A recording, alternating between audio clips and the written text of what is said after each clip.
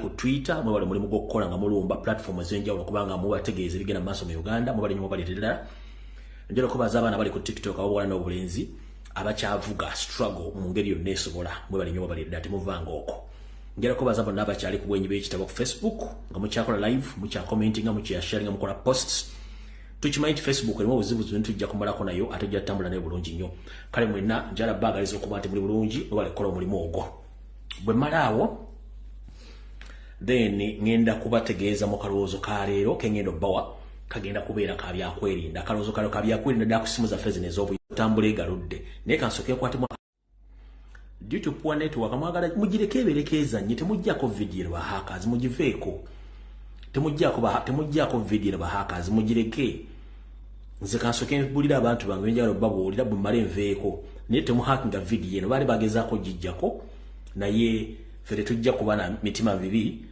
okuba nti tugamba abantu abo okukola ki okuba tubeera nabo wano so tetwagala kukola ki kubatawaanya kale n'olw'ensonga eyo ndowooza njagala nsooke mbatume then tulyoke tugende kalowoozo okusookera ddala omuntu yenna yakatuuka njala kusooka ontagingire omukulembeze waffe Omululu Kyagulanyi Ssentamu akyameko wano eddakiika ezisooka njala mutagingire ab'ebyokwerinda bonna mu Uganda babeereko kuno njagala muntagingire Yoseriti Bahabura Tabasira mutanu wa kale ekyenserero zizire ensanga bisibe abere ku vidiyo eno network abagiri bubi yes of course bagiri bubi bakimanyi ngendo bakola naye tujja tambulirawo bangambye eteredde tujja tambulirawo ya bagikutte bagipose nze naye nze nabagamba tujja kwogera mpaka last network clear here in Kampala no tugende maaso tuwali kyakola tujja genda nayo nze wano bagipose nze giraba naye abantu bajja giraba alright kati bwe mala batuma abantu abo njala tandike video mpola mpola n'akalowoozo ka leero okwerinda sibuti ensanafu etambula egaludde buno mpaka njala bugende mwenna bannayuganda ne ba comrades abalina Facebook accounts ne Facebook pages atufunye obulumbaganyi bwe bulwa Facebook zino mu Facebook eno mu Uganda bagijjako mukimanyi omuntu okwakisesinga Facebook mu Uganda alina okuba nga alina VPN kyekisookera ddala ekyo tuba tukimaze bahakinga page zaffe ne bazediza ne batandika okukolerako ebintu by'ekisulo kati process y'okuhakinga yabalemye kati batandise kusindika message nga zijjira ku messenger zino nga bagamba nti okone mu link eyo bakubuulira ebigenda maaso ku page yo nga message eno esoma ng'eva ku Facebook nebeerako guest number Facebook teba na guest number wetwogerere saa zino Facebook ekozesa computer zezoperatinga Facebook kati teri muntu asobola okugaa nti guest akusindikidde link ogikirikinga mugenda kusaba kasitolaba ekintu kyonna nga kyefaaniza olwa kusindikidde message ku messenger please tobikkula link yonna ng'ejjidde messenger bwe kiba kisoboka mweyagala nnyo account wa Facebook page yo disable Facebook messenger ku page yo oba ku account yo nkiddamu bw'oba osobola nga account ya Facebook okyajagala ne page yo kyagala disable messenger ku page yo oba ku account yo kubanga ekyo kijja kuba kiremesa hako kutuuka kusindikira link eyo ne kasita okkiriza link ne bakusindikira link message n'ogikuna mu bot oba wegudde haka oba muwadde access okutwala page yo agikole kyonna kyayagala kati n'ekirala bw'obanga olina Facebook account oba olina Facebook page making sure nti account yo oba wagigwisawo email eyo ekyali active bw'oba wakozesa namba ya simu making sure nti enamba eyo ekyali active olw'ensonga amasimu gano bagabba bwe babba essimu eno Facebook account yo bagitwaliramu email bagitwaliramu n'enamba eri gye bagitwaliramu naye kati g'obanga ebintu bino biwandiika mu kitabo kyo wawandiika email address yo gye waggulisawo Facebook n'owandiika enamba y'essimu gye wateeka mu Facebook omwo n'owandiika ne password yo mu kitabo ng'obiterese oli ne bw'atwala essimu yo ogula buguzi simu ndala ng'odownloadinga Facebook ng'ogiteekamu ng'oyingiza email gye wakozesa oba essimu gye wakozesa ne password yo osobola okwedeza Facebook yo ne kasitoba nga tokyalina access ku password yo, tokyalina access ku email yo, tokyalina access ku number, kiba kitegeeza nti Facebook ino bangu inako emitwalo 5 egy'abantu bakaddeko abantu baligenze. Kati ngenda kuwagaba omukwenda sibuti. Nkusaba oddire platforms zizo zonna, kebere, Twitter, email gye wakozesa gituwandike wansi, ogiteeko ne password yayo. Enamba y'essimu nayo giwandike mu kitabo togisuulanga. Ompulira bulungi nnyo. Era kikole ku TikTok, wandika details zonna oziteeke mu kitabo wansi, password, email n'enamba y'essimu obiteeke wansi. Naye tokolanga nsobi n'obaako omuntu gw'osharingira ebintu ebyo byonna. Olw'ensonga nti kasita obisharingira omuntu oba ogenda kufuna omuntu agenda okuyingira mu account yo. Ekyo nga nkimaze.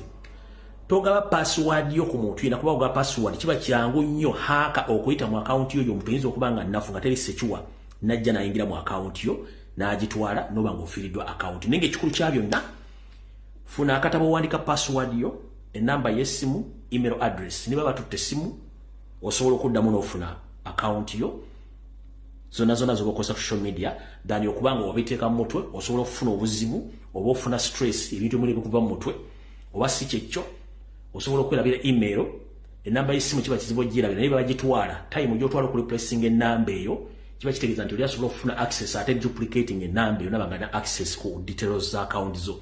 So njala bategeeza mwenna abalina Facebook account toddamu kugula link yonna gye bakusindikidde olw'ensonga bajja twala account yo. Ke kabadde akalowoozo ka leero katugende ku kigulalo gikyaleero tutandike video mutereevu. Kati ekigulalo gikyaleero njagala kigendererwa comrade mwenna abali mu struggle, abakola live streaming ku Facebook, ku TikTok, nabo abakomentinga era ku TikTok ne ku Facebook, namwe abalina enamba z'abantu musobola okubira. Njala mumpuliriza bulungi nnyo ekintu kino wammanga. Njala tukyusemu ekintu kino. Tugenda kikyusa tutya? Tukimanyi bulungi nnyo nti mu Uganda okufuna omulimu si kyangu. Ate tukimanyi bulungi nnyo nti mu Uganda ensi egenda ekyuka kati okuvuma mulimu. Naddala mu regimu ya Yoseri tibahabulwa. Nti okuva edda abantu baali tebamutegeera nti akozesa nnyo kye bayita blackmail, propaganda, divide and rule. Ekyo baali tebakimanyi bazadde baffe neffe tukitegedde kati. Nti bw'aba n'akuba omulabe we amusiige ettoomi ng'akozesa TV, radio, bannabyabufuzi, bannamawulire okwonna erinnya ly'omuntu yayisewo kyayagala. Kati naye bw'omukozesaako doctrine y'emu oba enkola y'emu kimuluma nnyo n'okusinga ate ye bw'akikozesa ku bunne. Kyolwaga nti seruka wamayu tebakwata kulire ng'akola ki? Ng'awoloma. Kati njala kubazikirira akakodyo kamu kaakano olwaleero. Mu Uganda wetwogera teri muntu avumiddwa mu byabufuzi bya Uganda nga bwe kiri olwali bavumirwa Kyagulanyi Center ku sserezo mu w'omusolo. Ngera kubuuza waliwo omuti gw'emiyembe ogutaliiko miyembe gwe bakubako engonyo tewali. Kitegeeza Kyagulanyi yaliko ki? Yaliko amaanyi. Kati bafuba nnyo okulaba nga bamuteeka mu ssente abantu bamuvume naye nga buuza amuvuma alina kitalina kubanga bayamba ye. Naye yonna tetugenda kwetoola nga bajja okusaba eryato. Enkola egenda kubeera bweti. Tukimanyi bulungi nnyo nti abaana abo b'obuwala abavuma Kyagulanyi ku TikTok, Facebook n'emikutu emirala basasulwa nsimbi wakati w'emitwalo 5 omwezi n'emitwalo 5 buli lunaku okuvuma Kyagulanyi. Kati bwe tuba tubategedde nti abaana bano bali ku mulimu ng'ate mukimanyi bulungi nnyo nti kaobeere ggwe ng'oli ku mulimu oprotectinga nnyo omulimu gwo ne mukama wa baakuwadde omulimu. Nkiddamu kobeere ggwe ng'oli ku mulimu oprotectinga nnyo mukama wa baakuwadde omulimu n'okuprotectinga nnyo akalimuko. Bintu biri byanjawulo. Omuntu oba akuwadde omulimu omuprotectinga nnyo ate n'oprotectinga n'omulimu gwo oba kankidde mu Luganda nti abaana abavuma Robert Kyagulanyi Center guli bagufuula mulimu kubafuna ssente kyekisooka. Naye balina okufuba ennyo okulaba nga bakuuma bakama baaba babawa ensimbi. Bye bintu biri mbadde njagala bategeeza. Kati ffe tetugenda kutawaana nabo abaana bano tubaleke kubanga tebalina kye bali mu Uganda. Baavu mponga byoya kubanga omuntu alina ebyokukola era ng'oyimiridde bulungi nga n'ensi ogitambulamu okimanyi tewandiyagadde kuvuma Kyagulanyi kubanga Kyagulanyi si ali mu ofisi, Kyagulanyi si afuga gavumenti, Kyagulanyi agezaako kuyingirira mu gavumenti akyuse buli kimu Uganda asobole okufuna emirembe. Tugenda kukola tutya? Tugenda kukola bwe tuti. Abaana bangi bagufudde omulimu olw'ensonga nti kisokera ddala Museveni yasooka n'aleeta enkola nti yavuwaza abantu bano abakozesa ekyoyagala ekyo akikola bulungi nnyo. Kati bakomredi mwena ngenda basaba togeza n'omala ddatawo n'omala amalusugo n'omala obudde ng'ovuma omwana yenna ali ku social media avuma Robert Kyagulanyi Ssentamu. Please don't waste your time, don't waste your data, don't waste your money abusing those boys and girls. Please tubavuma temubavuma. Mugenda kunkolera ekigambo ekyo kiri ekintu kimu. Tukimanyi bulungi source of income ekintu lennyina kiva mu kibeere source y'abaana abaana okufuna sente. Sente zino ziva wayo seriti bahabulwa. Mutabani wa kale kinsire bino tuzide nsanga bisibe. Njagala onkalakatire Museveni from Monday up to Friday bana abaana beesonyiwe. Sente endala ziva wa muhoozi Kanyarugaba didigi. Njagala onkalakatire didigi. Njagala onkalakatire didigi. Ne Munyerere aseke. Totawana kuvuma baana bano simanyi baani ani Sara bameshoninga manya. Totawana bamalirako ddatawo. Njagala nkwatire Honorable Kagege Nsereko Muhammad omunkalakatire kubanga ye supplier distributing sente ezo. Njagala onkalakatire Muhammad Nsereko ye distributor ye supplier w'ensimbi zino. Olyoka omunkalakatire from Monday to Friday. Bana abana bajja kuba tebakyalina mulimu, bajja kuba tebalina okudifendinga bakama babo badde ensimbi olwo bajja kuba bakyusa tino okuva ku Kyagulanyi. Buli lubaleesinga bwe bati namwe muleesinga nga muva bakama babwe kuno okuliyo seriti bahabulwa yasasula muhoozi n'azireetera Nsereko n'azituusa ku baana bano. Kati bana abaana omala biseera ekisooka omwana tagenda kwesimbawo mukitegera bulungi nnyo talina kyafiirwa anoonya kyakulya yanoonya mulimu. Kati gwe tomala budde bwo ku baana bano simanyi yawe mudde akoze. No, don't waste your time. Mumanyi omuntu abasasula okuvuma. Mulumbe omuntu oyo abasasula okuvuma mumukalakate naye ajja kwejjusa lwaki ali mu kintu kino. Mulumbe omuntu oyo asasula ssente okudduka ku Muhammad Nsereko mumukalakate ajja kubuuza Nsereko ssente zenkuwa okuntaasa kuba yaaye tinga tezina kyezikola. Mulumbe didigi mumukube mujja kulanga naye atandise ogansereko gundi ebintu byokola kyabitegera abaana batuleetera eggaali as simple as that. Temudda kubana abaana mbaleke tebalina kye bali kubanga bo banoonya kyakulya babasuubiza emirimu gavumenti azifu bagenda gifuna nga bwe baali bagibawadde ddi. So temutegana n'abaana abantu musime olumbani sima. Don't waste your time. Abantu bali aba didigi Yoseri ne Muhammad Nsereko abantu bali aba basatu bemba mukalakata barabana bajja kuba bawedde. So kyembagamba nti Seruka mu bayite bakwata ko liri awoloma. Temuddamu kumala biseera ku bana abaana bisimayo ne yavume kyagona nno mubaleke. Jono komo kalakata bali abasasula ensimbi. Kubanga Museveni kino kinakikola bw'ati. Bw'asasula abaana bano bavume Kyagulanyi eri abantu abawulira ennaku bavume Kyagulanyi ne musajja muvumi nnyo kati kiveemu abakuwangudde.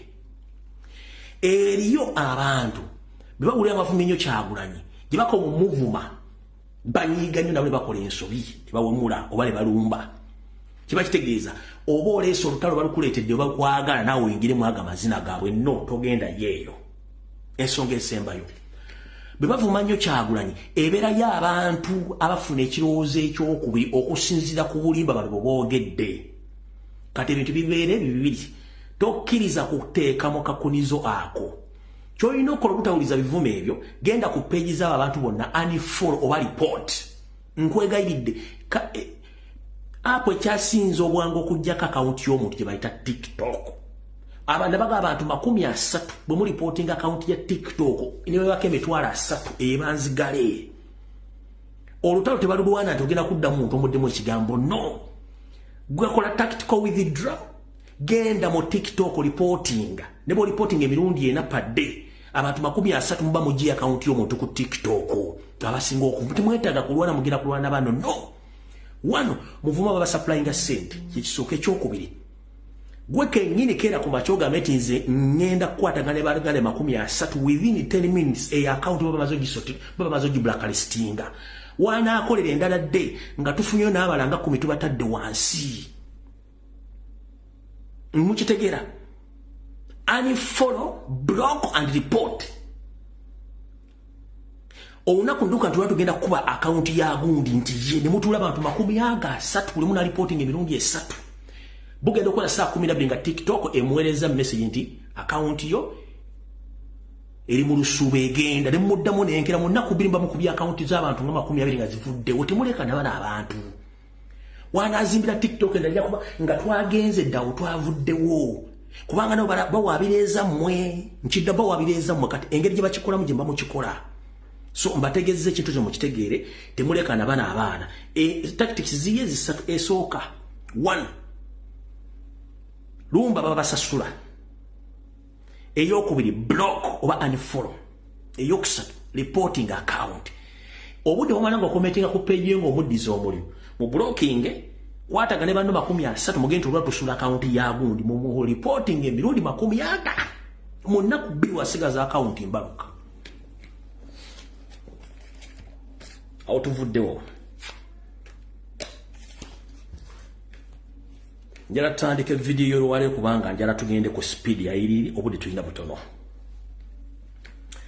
Alright, okusokera ddala njala okubaza bana Uganda mwenna abasobodde okuba amasimu bambe bazentya nenga nasoka bebaza ngenda soka bagaba bwenti abantu abali mu diaspora mwebale nnyo mulimu gwe mukola okuba amasimu ge mwakubidde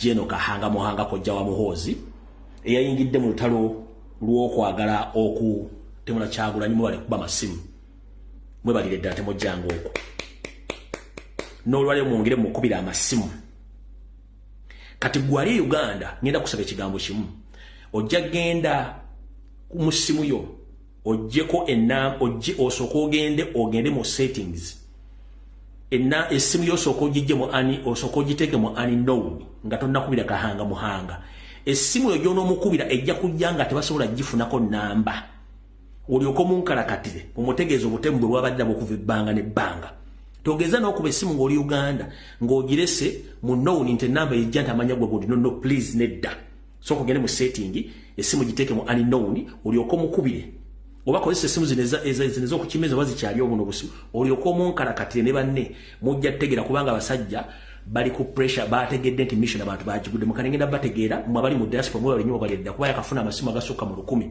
era ali mu katengo kati ndowooza kansookera mbawo information endala sokembo information endala tuyoke tutegende maaso kati abasajja bano okumanya nti basajja bano bazibu bonna mazze okuba exposinga ku bintu bagenda okukola enamba ya Kahanga Muhanga njibaddiremu ye Lieutenant General Kahanga Muhanga eri 0702 750510 oya Kahanga Muhanga mumukubira amasimu ajja kwejjusa kye kyamugana okukola ki okudde waabwe then ono omusajja omulala gwe twakoze eki ono omusajja omulala ono gwe bayongeddeko Kopolo Ezra Mugenyi ono ye yatuuse n'okudduka ku poliisi ng'essimu zimuyitiriddeko n'awa omusango nti abantu bamutiisatiisa okumutta era yadduse ku poliisi nga tetusobola musangayo ku poliisi kumanya bimukwata kasi Kopolo Ezra Mugenyi ngenda kugamba nti ebyo no bikola okimenti ensi yakyuka omwami ono yadduse ku poliisi na complaininga kuba ye complainant eno reference egamba complainant Ezra Mugenyi omusago wandise baguyise offense violence and computer misuse security reference number yabamuwadde eri SDREF nibajimuwa nga yakoze ngenda kuzohe ojja kutya yiyo naye mujja kuba bulungi mumubeera nga mwagala kutta abantu mujja kutegeera tewe reporting ati nawe oli mutemu kiriza nti ebeera abantu abakusinga okuba nti abantu bategeera so n'oyo yennyini mumwongere mu kirasi ategeere bulungi kati ba comrade abalala mwenna njera bategeeza omwami oli w'omusanga y'omu ku basajja abasinze okutulugunya abantu mu kitongole kya Ssemwayi omwami ono bati mwenda kifaananyi kye naye nga ne ku mikutu egy'enjawulo ne president yamwogerako omwami ono yasinga okutemula abaana ku Ssemwayi naye ekifaananyi nakifunye njala mutegere bulungi nnyo. Aha, omwami bamuyita Sergeant Isa Furaha Arinitwe. Ngenda kunoonya essimu ye ndoza wenna dda ku Sunday nja kuba ngifunye. Omwami ono ekopi ye Sergeant Isa Furaha Arinitwe ono yakyasinze okutulugunya abaana ku Ssemwayi. Ekifaananyi mu kikube kiikyo. Mu kikube oyo tulevu tumulinga otwembuzi esabalaavu ono ku Ssemwayi okutulugunya bannayuganda talina mukwatira nsawo. Kansubye nti mukifunye ngenda kipostinga ekyo. Bamuyita Sergeant Isa Furaha Arinitwe.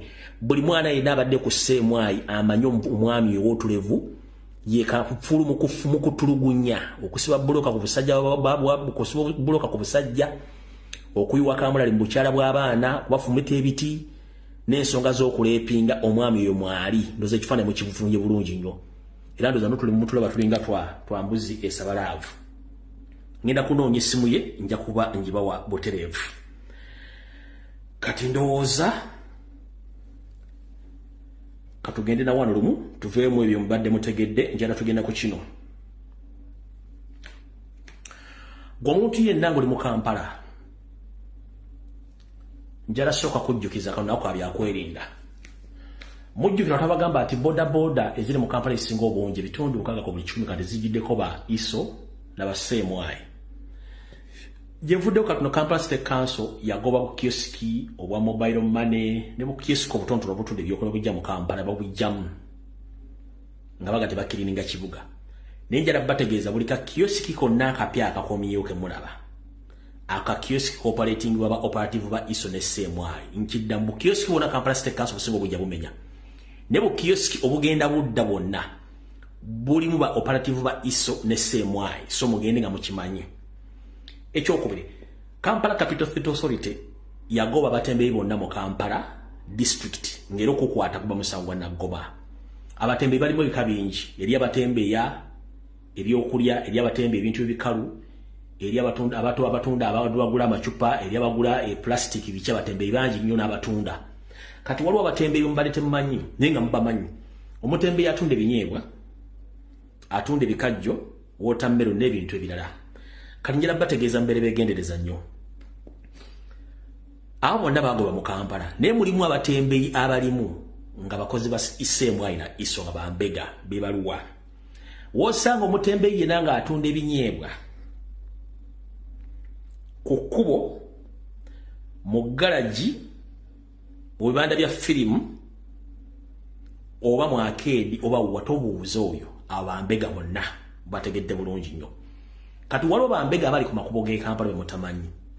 Waliwo business zaali zikola bannayuganda ngamba ng'okutunda watermelon n'okutunda ebikajjo. Bonna basinga obungi ba indigenous Ugandans babajjamu. Kati Museveni n'aleeta baba basajja baluli n'Abanyarwanda be batunda ebikajjo ne watermelon ku makubo.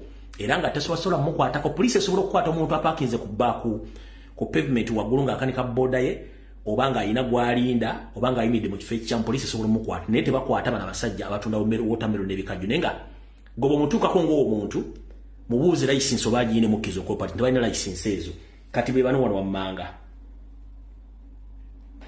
ono nno bano nno babaguddeko wano drone zanza baguddeko wano ku lubiri gye operating balaba abo bano ba operative ba ISO ne Ssemwayi abo tebalina license nenga tekuli mu na Uganda n'omu abo bonna ba operative abatunda ebikajjo ne watermelon n'ebinyeebwa ndoza mutegedde bulungi nnyo abo bangi nnyo bangi nnyo so mwegendereze nnyo abantu abo. Ekirala tokkirizanga mutembeeyi kujja konkona ku kisaakaate ky'omuno omuggulira n'ayingira mu kisaakaate kyo ojja kuba weeretedde akanyambigiriza. Tokkiriza muntu yenna mutembeeyi oba atunda ngoye oba atunda kinajje n'akonkona ku kisaakaate kyo n'omuggulira please totegana ojja kuba weeretedde obulwa. Awo tuvuddewo tugende ku nsonga eyatuleese. Ensonga eyatuleese katutandikire wano video etandise mu butongole. Okusookera ddala njala kwebaza President wange Robert Kyagulanyi Ssentamu webale nnyo omulimu gwakoze olunaku lwajjo ne gwakoze olwaleero.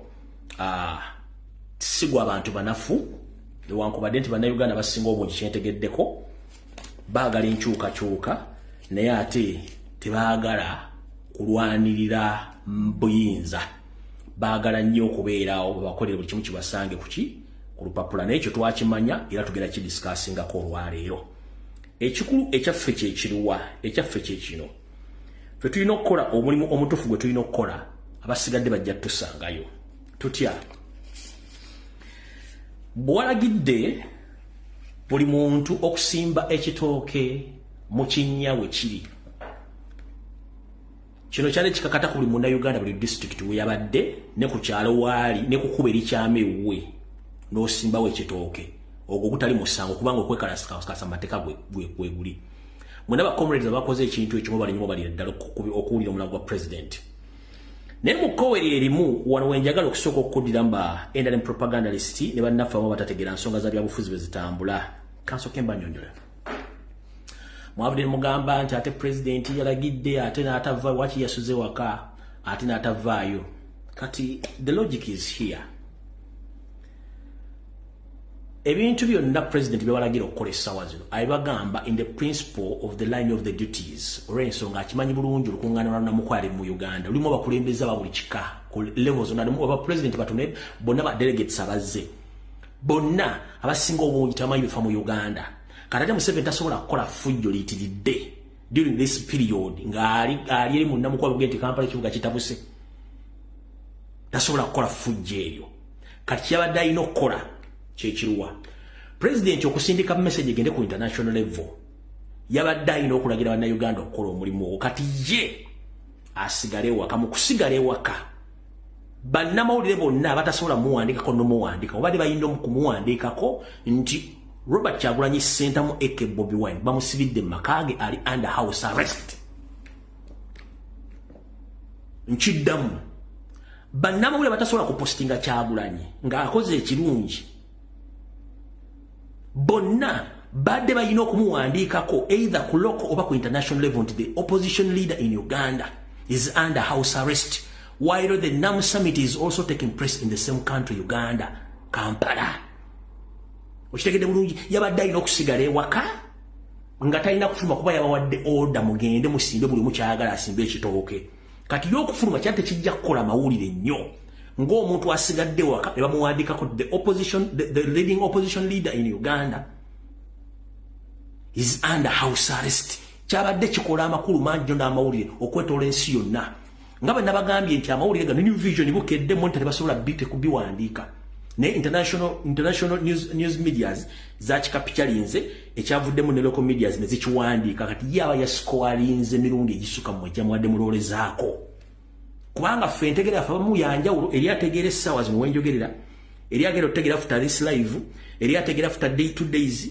eri ategeera after 1 month eri atagenda ategererako ddala katu addressing abantu bangi nnyo abatasobola kufuna message eno mbudde ne bagifuna oluvannyuma yabadde tactical withdraw nga teri muntu asobola gitegeera ekyo bulaba bangi babavudde mwate agamba toka kala kasabi kiyate nga tegeeza no please politics si bati bamuzanya one politics is all about numbers two politics is all about media attention kubanga media bwe wandika ekigambo kigenda wala kati jukira abakulembeze bonna abazine ba delegates one tebasobola kusoma bukedde bayina kusoma New Vision monitor observer positive one ready paper kwata basobola kusoma kamunye lwashi wa Uganda kati zi Al Jazeera BBC CNN zona zijja direct ku masimo gaabwe so bwe bali kukola ati amasimu oba ne babaleta amawulire bagenda baga supplying mu conference mu hotel gye batudde ekule lisoka konde the leading opposition leader in Uganda is under house arrest baga nene siki twazeemu ate twazeemu namukwane ate abantu babasibira mu mayumba okitegeera so president mugezi nnyo okusinga fwe tulowooza kati mwe bonna ba propagandalist ababadde boogedde musimanyi ate lwaki yasigadde mu nju ng'ataki bagenda mukwata no oli asooka n'atula n'abala ekintu kye n'agamba enkola kino kigenda kuddako ki kati abasinga obungi temwakitegeera nyinza okulaba batomedde ku TV ku radio ku media boogera bingi nnyo naye ng'ate gwe boogerako ye yabaza omuzannyo nga teri agenda gutegeera mpaka olwo bagutegedde era Museveni yagenda nti we made a mistake mukitegedde bulungi nnyo awo tuvuddewo kati bwe tuvudde olwaleero ku makya kubanga basuze bamukuuma ne basudanga bamukuuma mu video mwabulabye olwali asobodde okwemulula najja mu Kampala mu bitundu byayiseemu ne basimba ebitooke n'ayitako n'ekatu n'asimba ebitooke era n'amaliriza ng'akoze eki ng'omulimu omukulu gwamuleesa akumaliriza. Mwenna abasobodde mubeerako n'omugoberamu bali nnyo balire ddala kiki ekiri mu kintu kino bajja kugamba mwakoze ekintu kino mufunamu ki. 1 ng'omuntu ampuliriza ali eyo olina ekyokulabirako kyolabyeko olwa nti oluguudo Kizza Besigye lwe yasimbyemu ekitooke bugenza okera ku makya nga baluwala kasi bagenda dukola kolansi bali mu dduddaabiriza.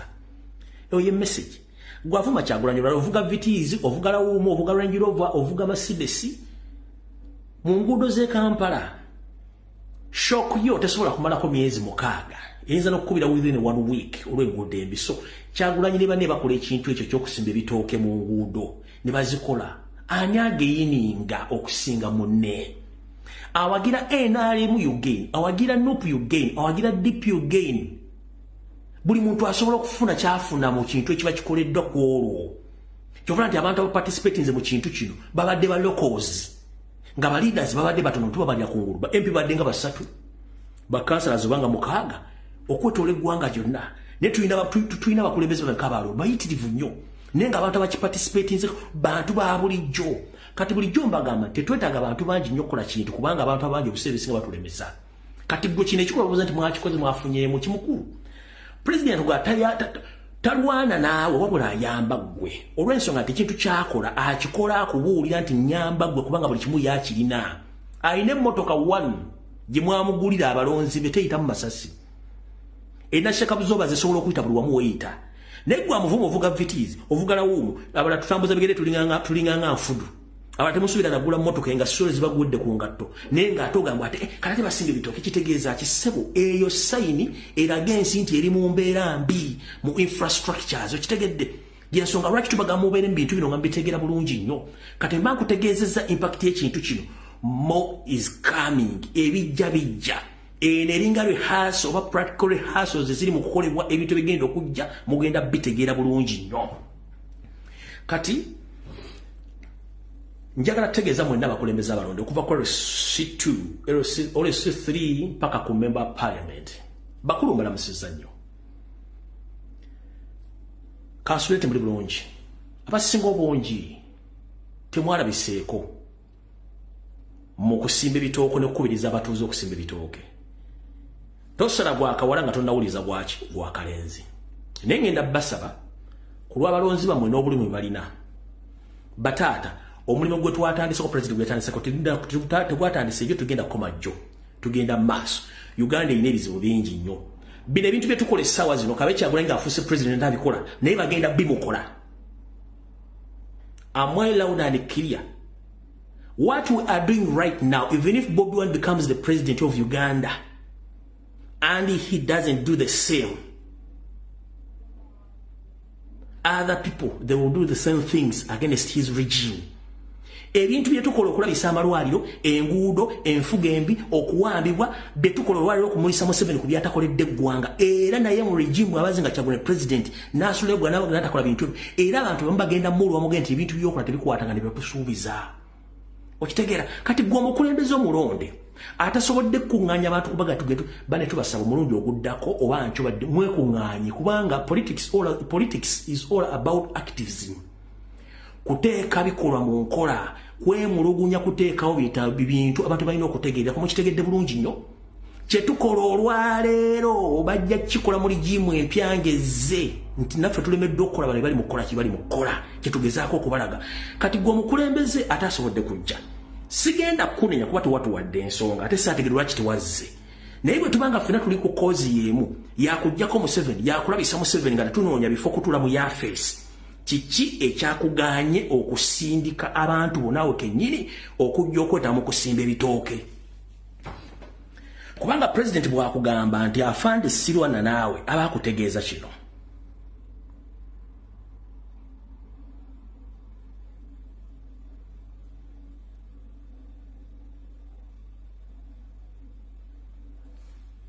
Bwakugamba nti afande sirwana naawe aba akutegeeza kino. Buli wabadde wasitamye okuyita ku kkubo lino abatuuze basimbyewo ebitooke n'ebiti nga bagamba nti ligwana kubeera nga nnimiro. Poliisi eyitiddwa okukkakkanya embeera era abaserikale ne batandika okuggyamu ebiti n'ebitooke ebibadde bisimbiddwa mu kkubo. Ogambye buli muntu alwane ayiye bw'ayitawo. Nga bamaze okubiggyamu omugoba waabwe asimbudde emmotoka bayitewo okweyongerayo kyokka n'eremererwa.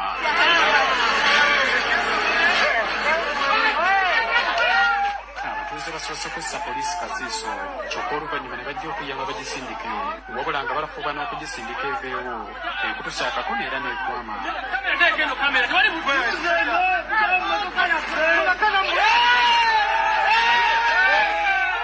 Kino abatuuze kibawadde ekibbo ky'enseko ne bakyomera poliisi nga nayo weerozezza ku kibayitamu.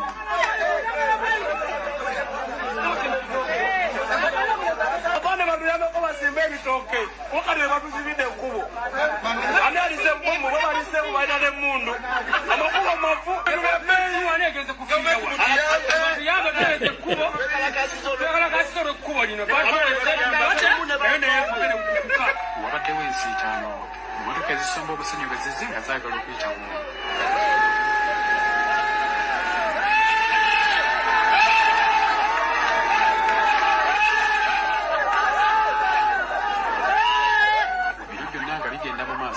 Abaserikale ba poliisi bibadde byabasobedde dda era ng'emikono bagireredde mu kifuba nga n'ebyokukkakkanya abatuuze babivuddeko dda.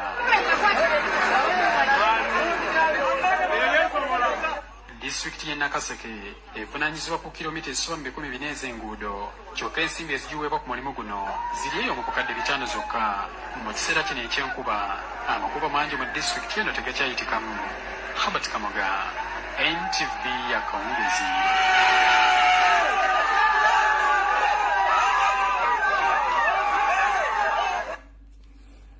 Kati ekisinga okusesa mu story eno, poliisi yazze kugumbula beekalakaasa olw'enguudo embi era nga beekalakaasa banyiivu nnyo naye ng'ekibeekalakaasiza ky'abantu bonna nga ne poliisi mwegitwalidde. Kati poliisi we yazze okugumbulula bano abasimba ebitooke mu kkubo yazze enkambwe nnyo ng'ate ne bezze okugumbulula bakambwe nnyo. Kati yo ndeereeta emmotoka yo ng'emaze okukola ki, emaze okugya ebitooke baggyeko ebitooke bitadde ebbali naye eyise emmotoka yeyongereyo. Yatambudde kondo za mita nga 3 n'egwa mu kinnya. Yo poliisi ndasa abantu bagiyambeko basitule emmotoka yaayo ne bagezaako ne kigana. Kati ddwe bagezaako kuvuga emmotoka yagigye mu kinnya n'ekutuka akakono n'ekwama. Enseke z'abadde ate mbeekalakaasi nga zisingana abapoliisi bazze ku mabbali nga bayimira. Kati kibaga nti wafande sirwana naawe wabula nkuyamba buyambi. Kyengambye mwenna abavuma Kyagulanyi n'abamujolonga Kyagulanyi talina gwa Kyagulanyi yeesobola ng'omuntu ne famire ye naye ayamba gwe yeesulidde gwa naggamba. Okitegeera poliisi yasanze abantu banyiivu nejje bajjeko ebagumbulule. Kati nebagoba yayagadde okuyitawo ate emmotoka yo neetubira nemeeka akakono ate abadde banyiivu essaawa oyo ne basekanga bala abayingidde mu kizibu kyekimu poliisi kyeyingiddemu nga nayo kye babaddemu. Ani asembeyo okuseka obulungi abatuuze ate bafunye essanyu n'okusinga. Tetugenda kulwawa tugende mu bwangu kubanga ebyokwogera tulina bingi. Alright, abakulembeze mbagambye omulimu gwe mulina okukola awo tetugenda kulwawo. Njala tutandike video bulungi nnyo buli muntu abenga ategeera. Mbazanyira akatambi ka president ke mwagala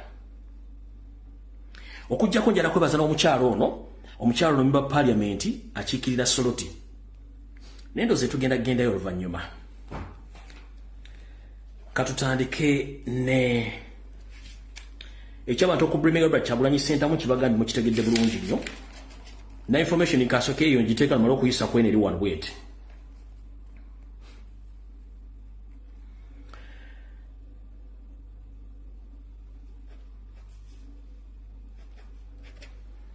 Alright. Bana Uganda mwenna okwetola ensi na jemuli mbalamusiza kansumenti muli bulungi mwe balikola. Njala kubaga ba information ene mujjagira baje bujja katono. Alright, twogerera Yoseliti Bahurwa yavudde ku local diversions kati yatandise kukola ze tuyita international diversions ngaleeta asabazi conference ne summit zijje zitule mu nsi ye. kati ekibayita international motivated diversion ezakola oba stunts nengo ojja kusooka kubuuza zino summits zongera kikubeera bannayuganda tajja kukubulya kubanga ye ayagala kulaga ensi yonna nti ensi ennungi buli kimu ekirina ekitali kituufu naye ekiregawo ekintu kino mukimanyi kakibabuulira nno mujja kirabako bwe tuddayo emabega emyaka nga 20+ abasinga obungi mwebuuza lwaki Kongo erimu olutalo naddala ne wali ebyobugagga bingi omukulembeze w'eggwanga eryo nguli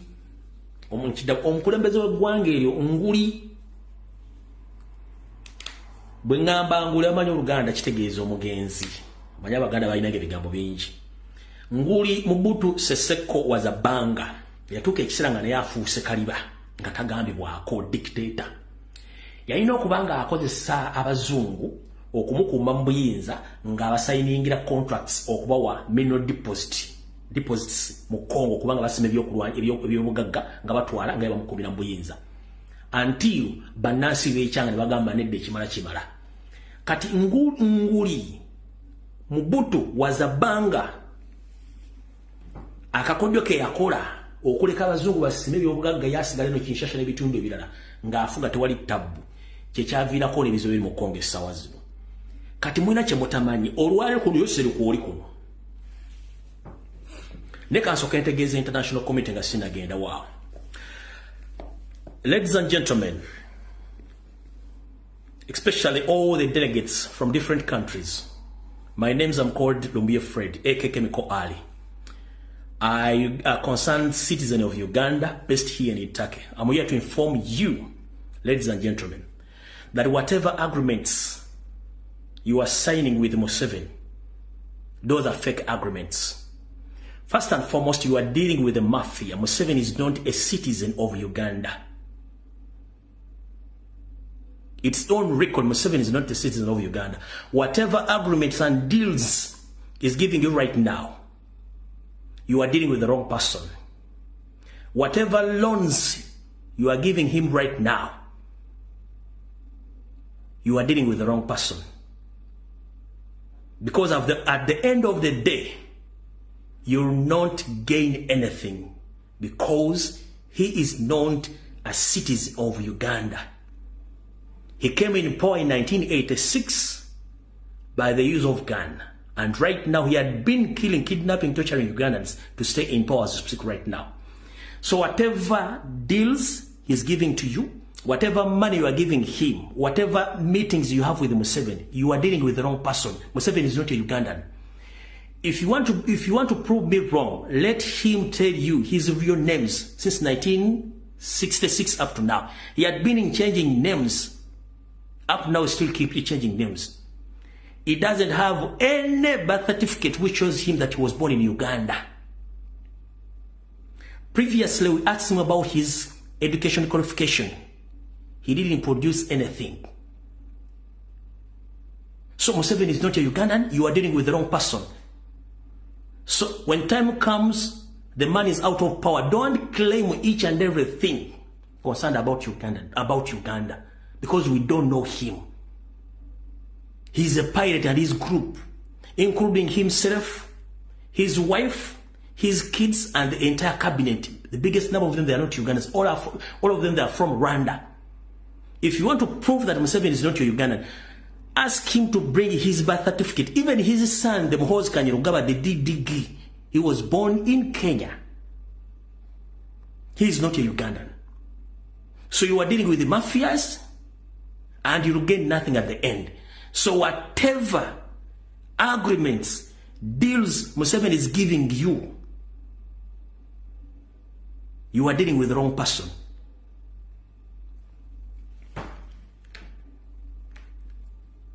So let me play this video for reference for some of his colleagues whom he came with from Rwanda.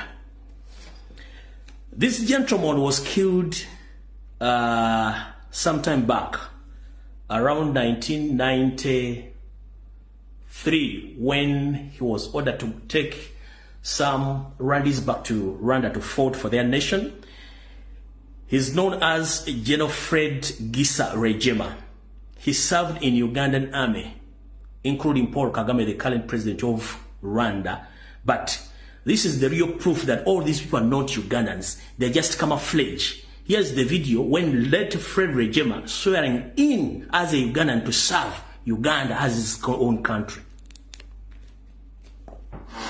I, Fred Ezekyama Gisa, swear that I will bear faithful and bear the true allegiance to the Republic of Uganda, and that I will preserve, protect and defend the Constitution. So help me God.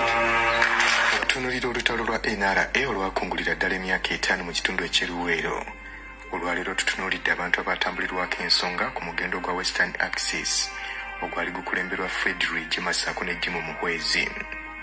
Ng'ennaku z'omwezi 30 omwezi ogwokusatu 1985 NRA yayawulwamu ebitundu bibiri era ng'ekitundu ekimu kye kyali kikulemberwa Fred Ezekyama nga kino kye baakazaako ekya Western Axis. Mu kiseera kino chairman wa High Command wa NRA Yoweri Museveni yali yatambuddemu ng'ali Sweden ng'agenze kulaba ku famire ye. Okusinziira ku musajja mukulu Yoweri Museveni agamba nti yatambula okuva eruweero ng'ennaku z'omwezi 12 ogwokusatu 1985. Ono yakomawo oluvannyuma lw'emyezi 6 era ng'agenda okudda nga Ezekyama ono amaze okuwamba Fort Portal ne Kasese.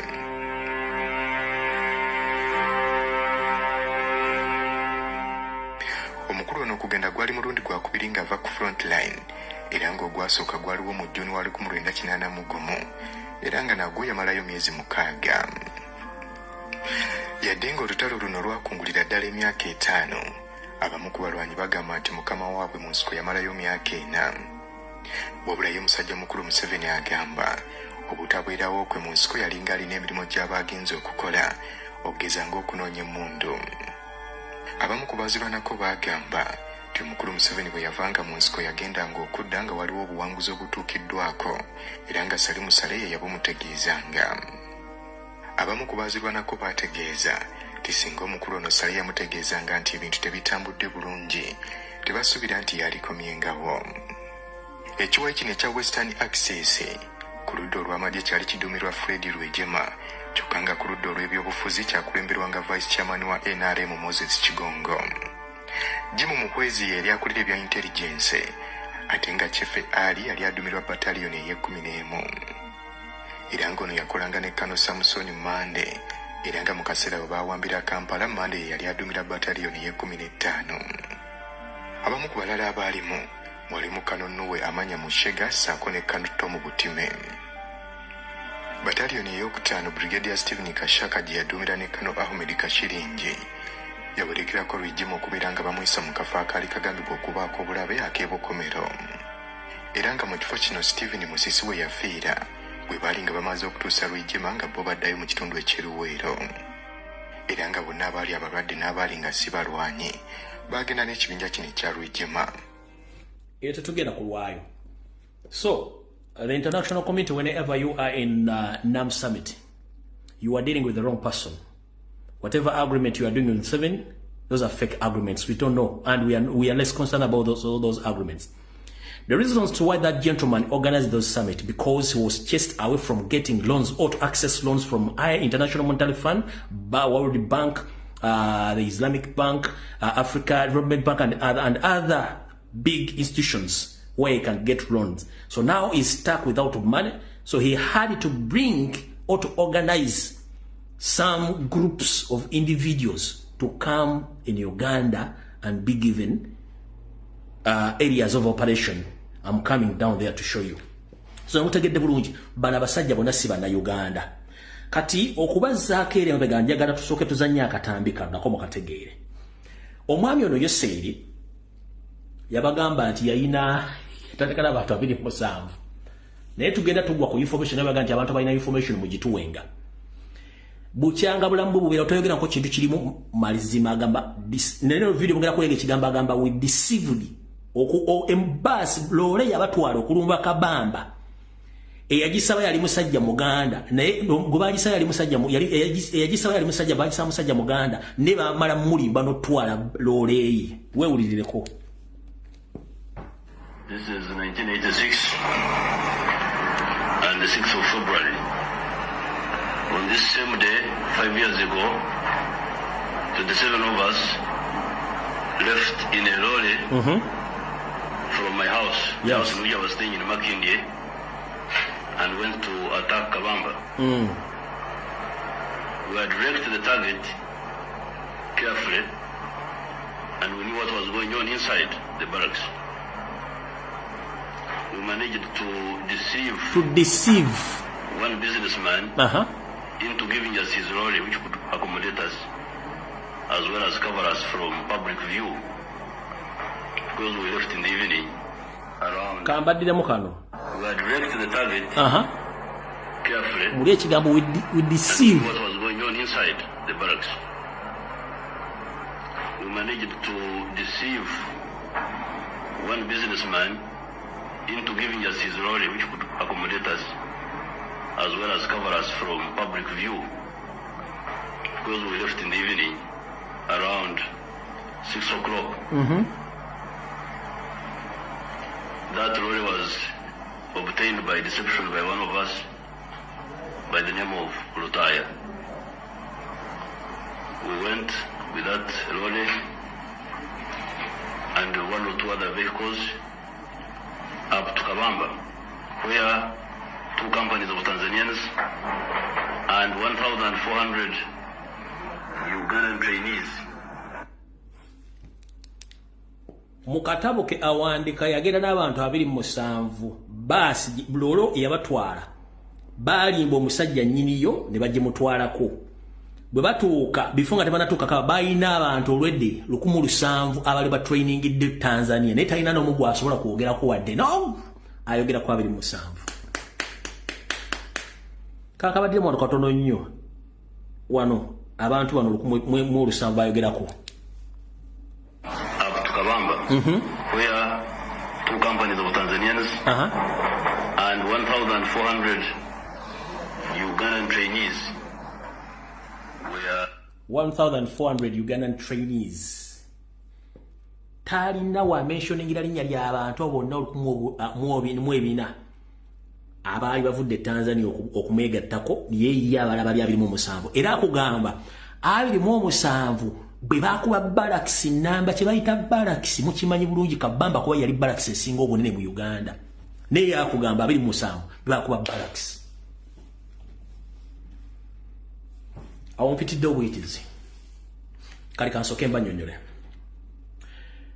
okuva Namukwaya summit we yatandise wegenda okuggwa wakyaliwo ne summit nyingi zigenda okujja kuba katono yakijje ku local level nga ayagala capturing and international media nga agisiga ekifaananyi nti Uganda eri bulungi nnyo era esobola okutuuza buli kye baagala olw'okuba nti babajje mu agoa tebakyasobola kufuna ssente mu World Bank na kufuna ssente mu bitongole ebirala kati ayina kufuna ababba ssente mu nsi endala ne bajja bakola ssente nga bazikyusa okuzifuula entukuvu kye bayita money laundering.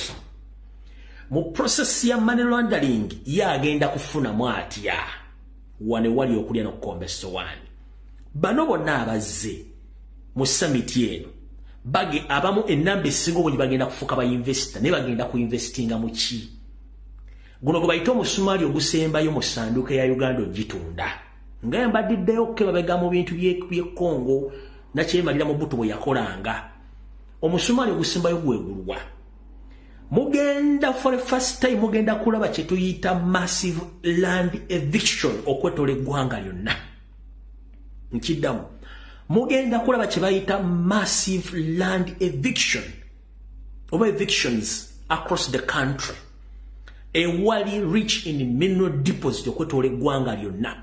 Mugenda kulaba kampuni ku kampuni eno eweereddwa okusima ekyobugagga egindi eneweereddwa okusima ekyobugagga gindi eneweereddwa okusima ekyobugagga zonna kampuni bagenda ziwa contract naye nga contract zino Museveni ye kyayagala kufunako ssente oba ka portion nga tayinvestinzeemu yafuneko ka portion akake abere ne ssente ze aleke bali bayikuli bebugagga nga tebalinaako ki tebasasudde musolo tebala kibalesigwanga yafunyeko ssente sobola kuddukanya byabufuzi bye kyekiriwa mu nsi ezaakulaakulanya ba investors bajja okuinvestinga ssente one ekitundu kyennyini ekirimu ebyobagagga bagenda osima basooka kuteekawo infrastructures ez'abaloko bannansi abali mu kitundu ekyo babagobaawo ate era bennyini basooka okuwa emirimu job opportunities naye bano bagenda kujja bagobewo kati ekirala ebintu bino byonna ebiri mu NAMU Summit njagala muganda wange ombuuzeeko ekigambo kimu oba ombuulizeeko ekigambo kimu wonna wooli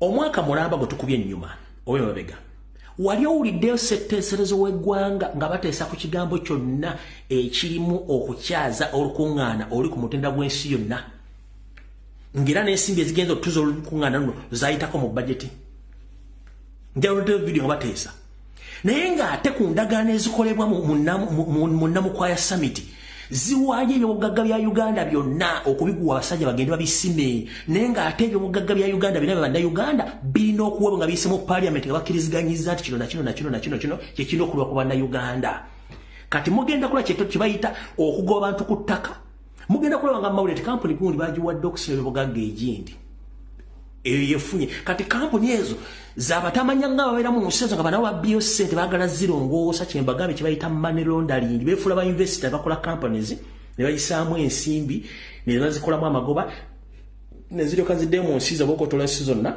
nga ssente zifuuse entukuvu nga bazikozesa ekintu kye tuyita money laundering okukyusa ssente ziteeka okuzijja mu bukyafu n'ozifuula entuufu nga muzinvestinze kati bagenda kugaba ettaka lyonna abantu aleko bagobe ebyobugagga by'eggwanga byonna babisime babitwale mukitegedde bulungi nnyo mu nnaku ntono nnyo mugenda kusoma nga bukedde New Vision Observer Red Pepper kampuni gundi bibali byavudde mu Namukwaya Summit okusima amafuta egindi bakuwadde gundi okusima gold egindi bakuwadde gundi okusima kino bakuwadde gundi kati olwaleero ekyokulabirako mubadde mu kimete sotu wali amafuta ngira ne mukula tasobola kukyogerako ne waliwo kampuni gyebawadde okusima amafuta esoloti era MPY yakedde kwekalakaasa omukyala akiikirira ekitundu ekyo yakedde kwekalakaasa jjo wetwalenga naffe tonokwekalakaasa wuuyo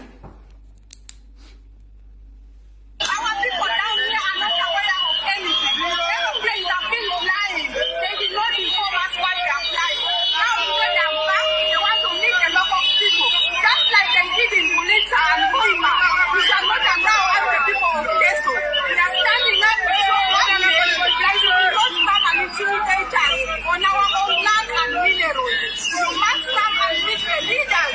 Let the leaders come down to sensitize the local person. Take note. We are not and we are saying what has happened in this exploration and when the mining time comes. That is why we are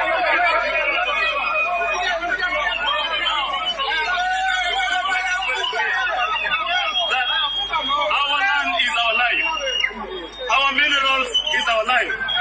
We are not opposed to government exploring minerals here, but we are saying government must bring all our people. We need full participation of the local people. Now we know the trick of this government. They had come the other time to grab the land in Agama, in Kambuda, our people resisted. Even this one, if government is not going to come out with a clear agenda, what is going to be our stake? What is going to be our share as the people of this region? We are going to oppose.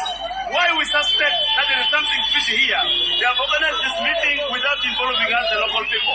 Why don't they tell us, the city members of parliament, we represent thousands of people and we're not going to allow. This one here, we are ready to pay any price and our blood will not flow in vain. If they want to kill, let them kill. If they want to take us to prison, let's take them to prison. But for the right of our people, we are here to stand for our people. And any price we shall pay. Let's go! Let's go! They are this exploration. Let's actually see what's happening here. As for the MPs of Pasoro, I came for them to the city and the MP, where some of the protest and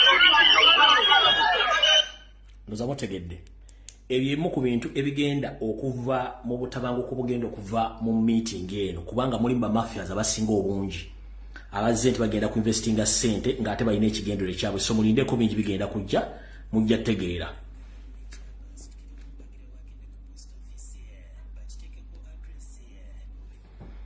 tukyagenda mu maaso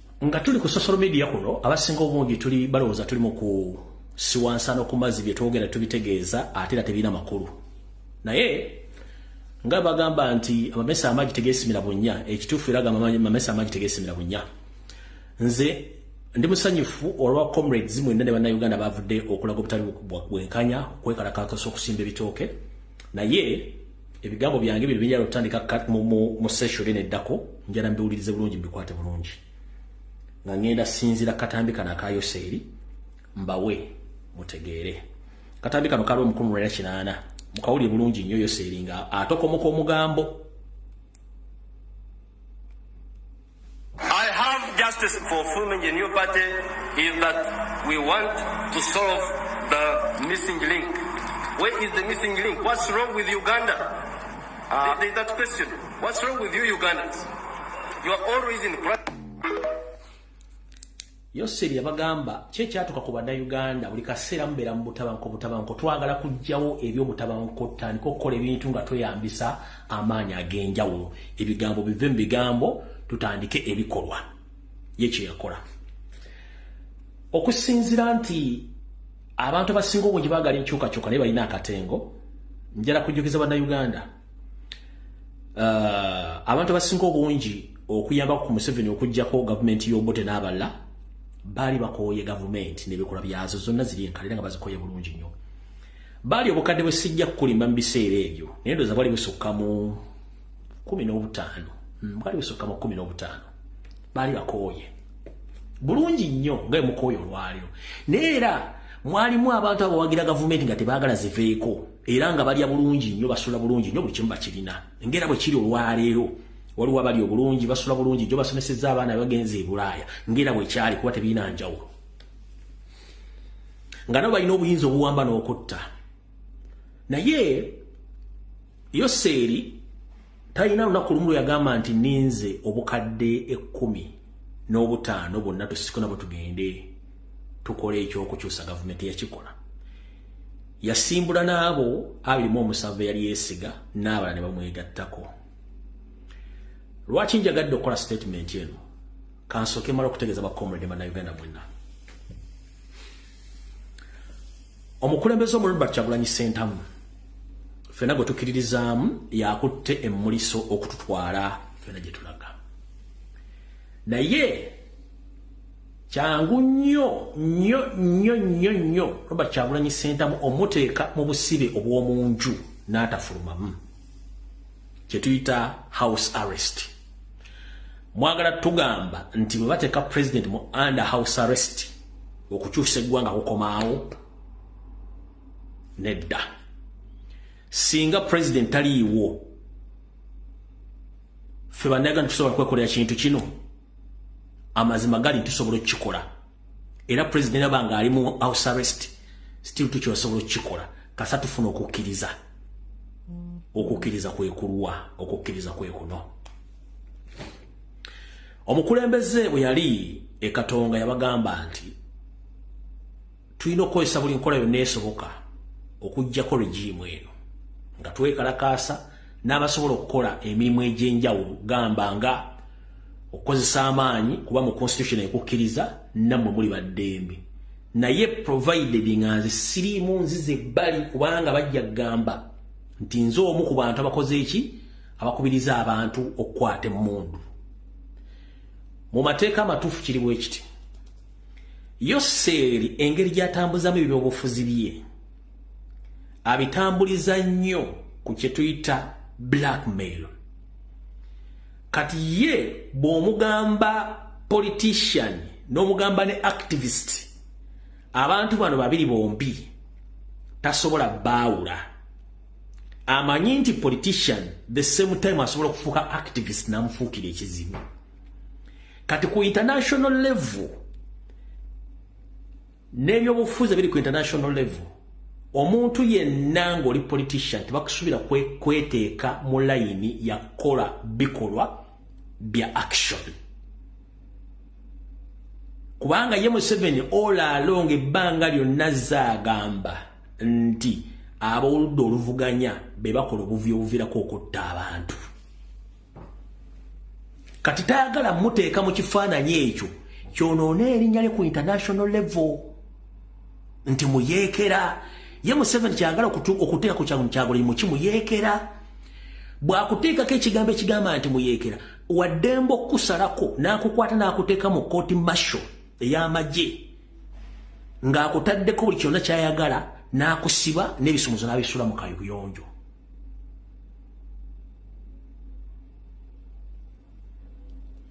Kubanga amaze okulaga international level nti takyali munnabyabufuzi wabula muyeekera. Kati president bw'akola ka disclaimer nti mmwe abasigadde musobola okukikola naye nze nga nze ekifaananyi kyange tekiriimu.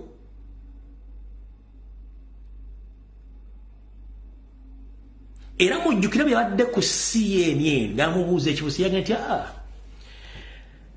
tujja kukozesa enkola yonna esobola okuggyako Museveni singa n'akalulu kabeerawo akamazima bwenkanya tujja kukagendamu.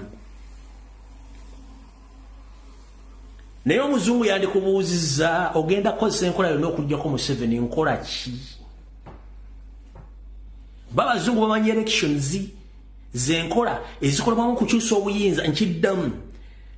Singa yagambye nti tugenda kukozesa enkola zonna ezeetagisa okuggyako Museveni n'alekayo okulonda yabadde awadde Museveni omukisa omutuuma kyayagala. Ne bw'akuteerawo okulonda aba akutegeezezza gwe muzungu nti n'okulonda nako yenkola y'emu esobola okuggyako ani dikiteeta. Kati n'omuzungu oba omukubye mupiira oba kitegedde bulungi oba omukubye mupiira naye yensonga kiyege nti nze olwaleero mbyogedde buli omu agenda akosa enkola gy'asobola azirogazi nti nze tontaddeemu kuba ye Museveni kyatya atya ekigambo kimu kyekifaananyi Kyagulanyi ekyagalibwa mu Uganda nga kirina abantu bangi njyayo enkuyanja okubanga tekirina nziro yonna wantu kijja muleetera obuzibu kati alina okumakinga sure nti akiteekako enziro. Kati Kyagulanyi kyekifaananyi kyagezaako okukola ki okugjawo ekyo Museveni muteeka mu kanyeebwa ke nti mukyagula muki muyeekera.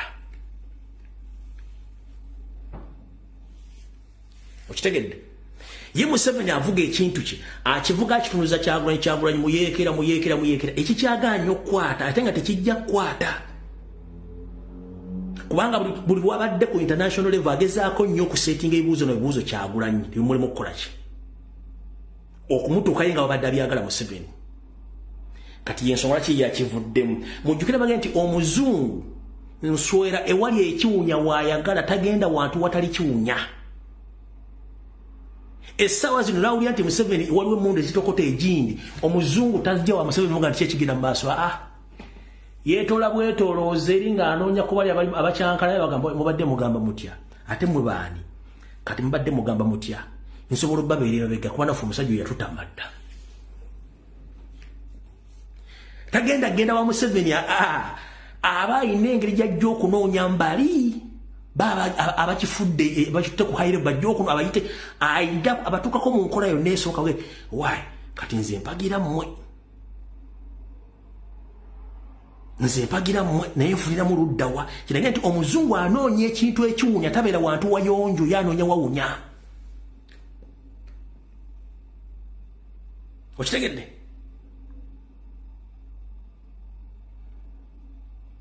Oba munfunye bulungi kino kyemegezaawo bategeeza manyi ebintu by'okutegeeza abantu bisinga ebiseera si byangu nnyo okutegeeza omuntu ategeera kino ekimutula mu mutwe naye mbanjala nnyo mbategeeza ekintu kibanyiikire mu mutomo kitegeere kanziremu nkibanyonnyole. Pulezidenti yatugambye tukozese buli nkola yonna esoboka okukola kubanga mu mateeka mweri naye ye nga ye ekifaananyi ekyo takiriimu. Lwaki takiriimu? Ensonga eri emu nti Museveni ayagala muteekako ekikolwa eky'obutujju nti muyeekera. Kasita akuteekamu ekikolwa ky'obuyeekera n'akikuteekako oba owedde abagenda kukozesa kooti masho kusiba okuteekako obuyeekera kati aba akusse.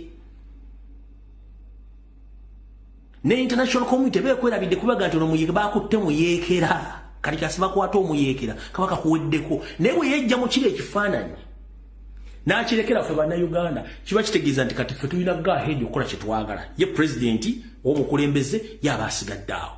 Yo muzungu kye kintu kye yabeera wali biwunya. Era ne bamugabo nti kano bakaseso ba football mu gulu bali sero lutalo ng'abantu bano Museveni tabalina mu mukono. Omuzungu yasookayo. Omuzungu yasookayo nti kati mbadde muteesaaki. Funafa akasajja kaatu tamadda. Nenga tunonyegeje tukwasaganya mtu tula bantu batufu baliwo. Kati mbadde muteesaaki. Kati okuwa ekyokulabirako ekituufu njagala nsooke nkubuulire. Gwokimanyi tewali muzungu ya recording outalwa alisira kwena. Nti ayo meeting wafute giyo nanga omuzungu yenna international journalist nga capturinze information ngikwata kwa alisira kwena. Njagala ojidito video nga omuzungu yono wa BBC wasinga capturinze video ya alisira kwena. Abazungu abagendo capturinga koli mu kusooka bagenda ngama nti koni ali real.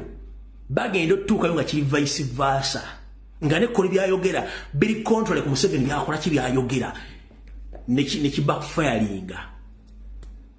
Njagala mbo history ngamba buli ebintu bino bituufu.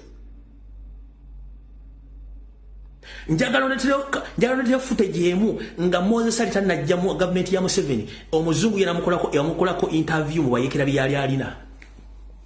Taliyo. Tugenda mpola. Ekyakkola nkibanyonyodde bulungi. Nti abazungu basooka ne bagendayo ne information gye baafuna ebintu koni byayogera nga tebikwatagana Museveni byayogera nga waliwo okubagana empawa. Enkya bakutteko saati, ensawa bakutteko sabbuuni, bakutteko engato emu, ate koni agamba etabimanyi ye Museveni amusibako ebigaana okukwatagana. Tugenze ku ADF.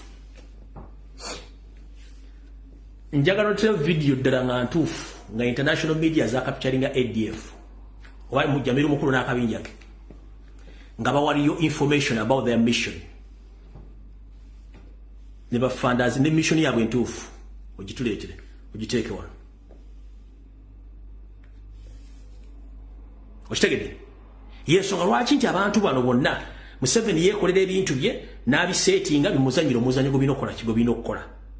Naye ye ng'omuntu bwe yayingira mu 86 mu nsiko international media we zaamutegera nti ali ku kituufu mu yeekera. Video temuziraba?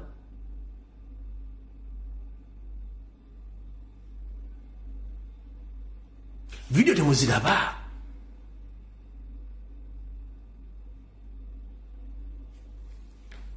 Kati wano nze wenjagala wali okulira ku Kombeso wano. Bakomredi mwenna abagala enkyukakyuka.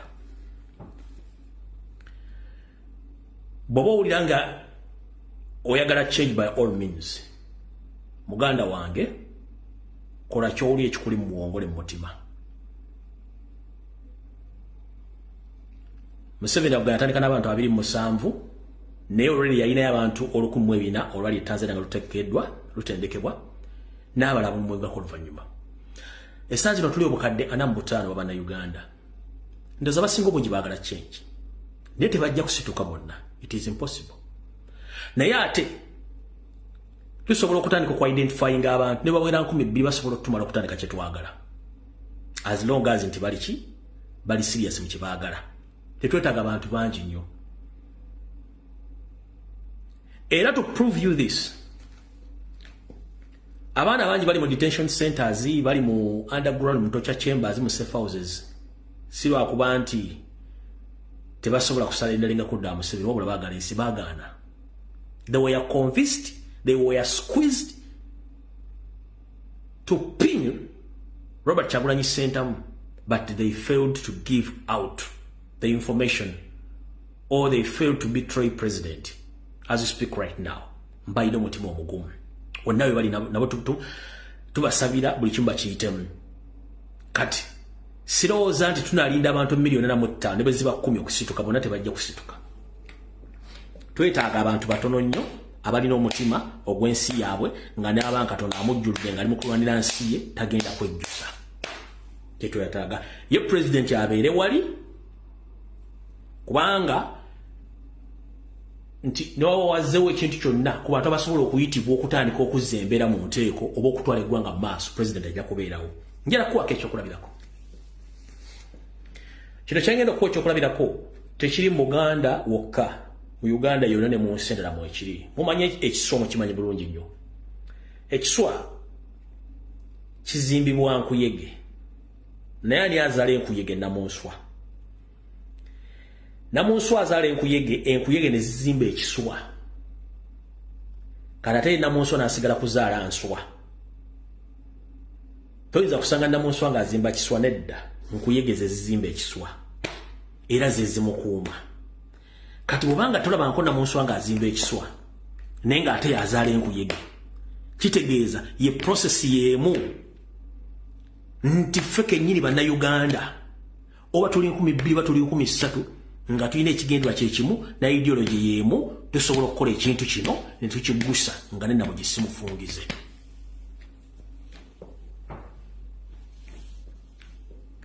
tulina fronts nyingi akalulu weekali struggle ya mukono weeri abeekalakaasa weebali naye abeekalakaasa ebiseera ebisinga ate bo baabira nnyo mu comedy ate ffe tetuli mu comedy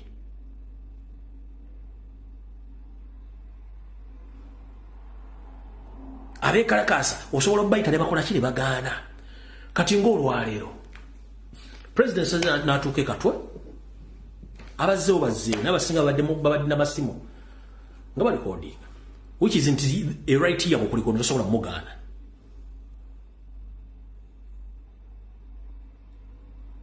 kitegeera tosobola mugaana naye ng'ekintu kyengezaako bagamba nti tuve mu kunyiiga kwe tulimu olwaliro okw'eddakiika 2 tunyiigire ku ggwanga lyaffe Museveni yalinda milioni 15 mu kiseera omugobera yakwata abantu batono nnyo be yeesiga n'agenda nabo abala baamwegattako bwegassi naffe balina idea ntugizimbe tugitegeeza abantu abali wiringi naye okimanyi nti bw'obanga osabukasabuka olimu akatengo eyo idea sandi gikugamba egikwata nkiddamu bw'oba osabukasabuka olimu akatengo tolisitede eyo idea sigikuguza kubanga idea erimu kasitoma saggamu eddakiika goba ovuddewo kale sandi bawadde magezi ago bw'oma tokipinga mwago toteredde wamu kubanga mission eyo strategy embeera ebeera nti omuntu yenna abookabuuka mu layini bakkuba empafu omuntu yenna asabuka n'ebigambo naawe towangaala ate atali malirivu tojja kgendayo mu abantu ab'ekika basatu temusobola kukkiriza kubeerayo so tubeere focused abaagalanga nti nze ngenda ku lw'eggwanga gyagenda abo nabo we bali beeteekateeka kyembagamba so temudiscouraging abantu kufuna multiple fronts ezisobola okukola ekintu ekyo ndabayo banja batabaga nti ate waki no please bwetugenda mu restaurant tetusangayo muwogo yekka osangayo ejjuuni osangayo muwogo osangayo lumonde osangayo ebijanjaalo osangayo ensujju buli muntu alina choice of his own taste so tuleme ku discouraging abantu balina tastes ez'enjawulo nga ffena mwagala tubeere ku test ye munno kubanga test gye mwagala tubeereko ffena olumu erinamu ekizibu kyekiriwa ekizibu kikino ekizibu kyerinamu ku ssamazinga Africa tetunatuuka nnyo kubeera mu kye tuyita diplomacy politics yoyo w'amasuuti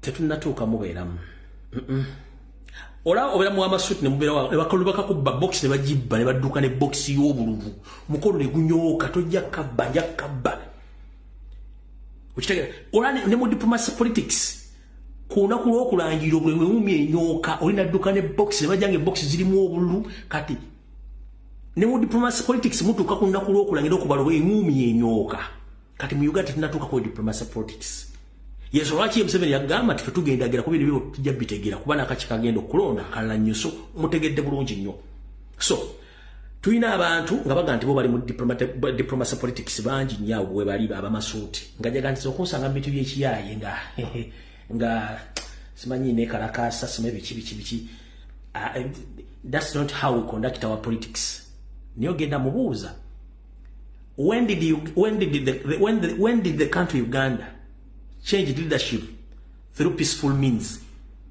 Ngomubuuza oba loyo bane ogenda mubuuza lunaku ki Uganda yakyusa obuyinza nge bukyusa mirembe teriiwo nga nakati olwaleero ono akyusa golo post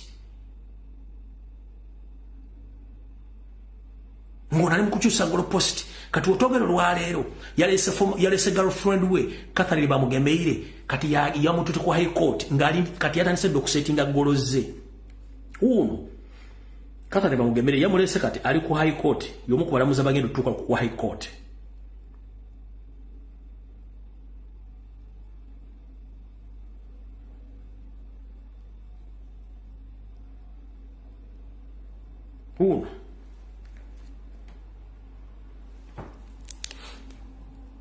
Ekyo kiwojjolo kya Museveni mukimanyi bulungi ekyali mu nsonga z'ettaka ekiwojjolo kya Museveni kati yakirese nga mu abalamuzi abagenda tutuuka ku high court singa mutute musango by'okulonda kyekimu ku buwojjolo yataddeyo ono mukazi we eyaddala yamuappointiza okubeera ku high court. Kati ne mu diplomacy politics yennyini ku ballot paper wali babeera okukuba ennuumi amasuuti ne bagayuza. Lwaki muyuza amasuuti nga muli diplomacy politics otula butuuze ne balagira nti munnaye bakubye ono 85 kyekyo noga ate tunaakola ki naye era ogamba nedda banzibye musooke muddemu mubale ennuumi neryoka enyooka abye box nalyoka wala bana nemudduka emisi nemwekuba emisinde.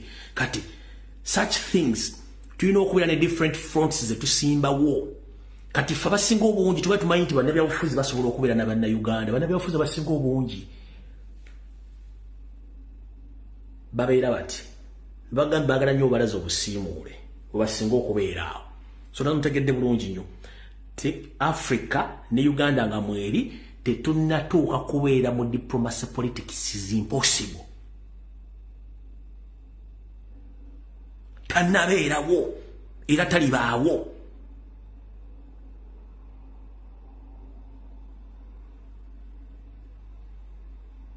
Kuva mu 1992 mbirigo njerere n'olwali tukyali mu mbirigo. Museveni yali batagula byakulwanyisa singa badagala diplomacy politics. Yali batadira majega yo mu kibuga singa badagala diplomacy politics. Yabatajira polisi gifula maje kubasa singa badagala diplomacy politics. Yali batadira majega temate musimanyi no SFC eno CMI eno ISO eno ESO buli kimu nabanga kitaddemu maje kubanga yaba asuubira. Essa ile bitu bya kiyaye. Kale nzengenda bagamba tetu discouraging abantu buli muntu alina idea yenge esobola okukola. By the way, to remind you, Museveni CK agenda okozesa Article 3 okulwana okukyusa obuyinza. Waliyo fronts nyingi. Waliyo Mugenzi Kayiira, waliyo Kamyankwanga, waliyo ba Kasirye Gwanga, waliyo ba Muzeyi Wakaza anyono, Kakoza Mutale, bano babidandi sali, bani bonna, waliyo ebiwayi bingi nnyo ebyabayikira buli mungu alina akakundi ke nga gye bali mu nsiko. Ne munnairo waliyo babugundi abo, Omugenzi Abiriga alina ekibiina ekikye, ono yennyini Mukula alina ekibiina ekikye, Moses Sali alina ekibiina ekikye, n'abasajja mu mugundi tole bunyoro buli mwe n'ekibiina ekikye. Kati mubadde tembimanyi bino kamba buli obuwulizi nkiddemu bannadduli bonna baali bayeekera Moses Sali, Abiriga, Kamyankwanga, bonna bangi nga front nyingi nnyo okwetoola eggwanga lyonna buli omwali n'ekibinja ekiki. Bumuleba goyo mukula Mike mukulu ono wone yalina ba Arrow Boys nga yalina abayeekera. Kati right now yayambala amasuuti kumbe ne mu Ferrari awo. Nte mukimanyi kati kasoke mbajjukize South Africa bayalinga yerwana okwejjako abazungu. Omugenzi Madikizera Mandela, omugenzi Nelson Madikizera Mandela, ensi yonna yamuteeka ku lukalala lw'abatujju. Olwa wingi eri gye bayita Mukono wesiziwe yali military wing nagamba Nelson Mandela mutujju era ng'ensi yonna Mandela mutujju. Mandela n'alwana ng'akalogoyi bwe yawangula teyafuuka international hero. Yafuuka international hero. Naye nga ne mu record kikyalimu nti he was once a terrorist. Kubanga yali alwanira eddembe ly'abannansi. Okitegera? Museveni says no yita freedom fighter. He was once a terrorist. He was the leader of Fronasa. Fronasa was a terrorist organization which destabilized the country. Nava mu Fronasa nagenda mu NRA. Nava mu NRA kata jifula NRM. Okitegera bajja bakyusa naina n'ekibiina kya UPM kata ina NRM. People, they keep on changing goals due to their desires. Bakyusa okusinziira ku kyabatuuseeko.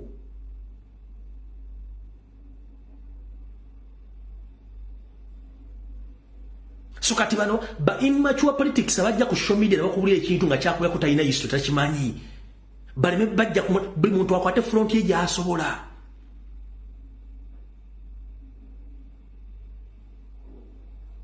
And Museveni right now is still a terrorist. Ayambale suuti n'akulaga nti nenga amanyikiddwa ensi yonna nti ze international terrorist fe tumumanyi. Kati owanti okitegedderera abantu bonna basinga obungi bali mu gavumenti bonna baali bayeekera nakati abamu bakyali bayeekera. Okitegeera? So nno ze ensonga zenjawulo bategeera bwe mba mwagala okumanya Museveni kano kagende ku record ka international delegates bonna bazeeka apala tugende ku nsonga endala. Kano nako njala nkabazanyire bategeere ka mugenzi Milton Obuto ng'agamba bw'ati. It has been suggested, sir, as I'm sure you're aware, that you should sit round a table with Yoweri Museveni and sort this matter out. This is not a personal matter between me and anybody. This is a constitutional matter. We have had an election, we have got a parliament, we have got constitution, we have got the laws of Uganda, we have got high courts. If there are differences, political differences, let them be settled politically. And the one way of settling political differences is elections. Another way is to go to the courts. And I am not going to deceive the people of Uganda that someone who loses an election should be accommodated in any administration after he has gone to the bush and shot a few buses and ambulances and killed some people, nurses, teachers, students, and then we bring him back to government, in which case you forget about the constitutional means of governance, because somebody else is going to repeat the same kind of thing, then you are going to have another meeting, then a third person will do it, you are going to have another meeting, a fourth person will do it, you are going to have another meeting. I have rejected that type of suggestion, and I'm correct there. And I'm sure the people of Uganda will support that line in the next elections. Is that what you think Mr. Museveni wants? You think he wants a job in this government? I don't know. If I knew, I would be very happy, because I really don't know. Museveni was a member of the military commission. He was number 2 in the military commission. He and the rest of the members of the military commission organized elections. And soon after elections, he decided to fight. And he hasn't progressed very much. In his own area where he was born, he's not effective, he's not known, and he's a refugee himself in another part of Uganda. So I really don't know what he wants.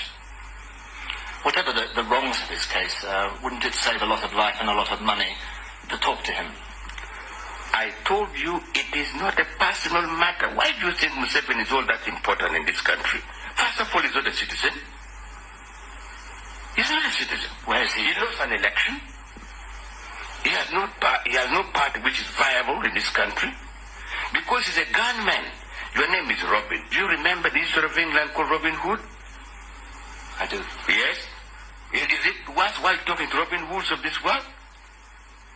Bader-Meinhof in Germany? The Irish Republic army people? Is it worthwhile talking to such gangsters and terrorists? You say he's not a citizen. What do you mean by that? Because his father was not born in Uganda. And that is the constitutional basis. So he cannot be a citizen.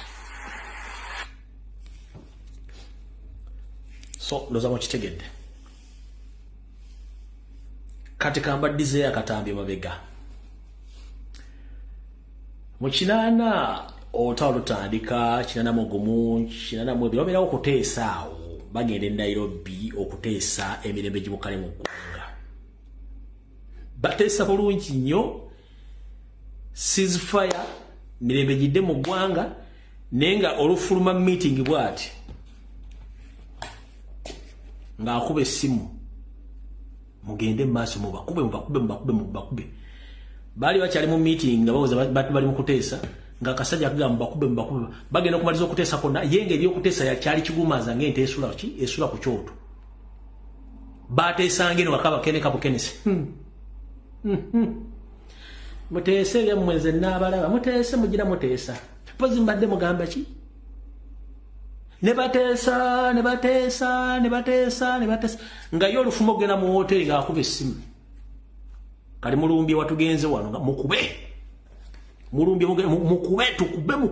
tukube naye ng'akera mu meeting n'obusuuti bwe n'abeera serious nnyo ng'ateesa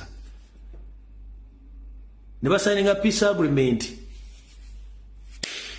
yamaliriza abawunzise kitegeeza ki tateesa tenakyaliteesa n'akituukiriza kati emusajja gwe tuddiringa naye mukitegedde bulungi nnyo kati lyebyo buno obujulizi bujja kuvaayo eri abonna abaagala nga gavumenti ekyuse mujja kutegeera ekituufu kyekiri kati embeera gye ngenda obbalaga y'abanyinafu abamu abali mu Saudi Arabia waliwo kavidi akafulumye ng'omwana yeetugidde ku rooftop y'ekizimbe kwakolera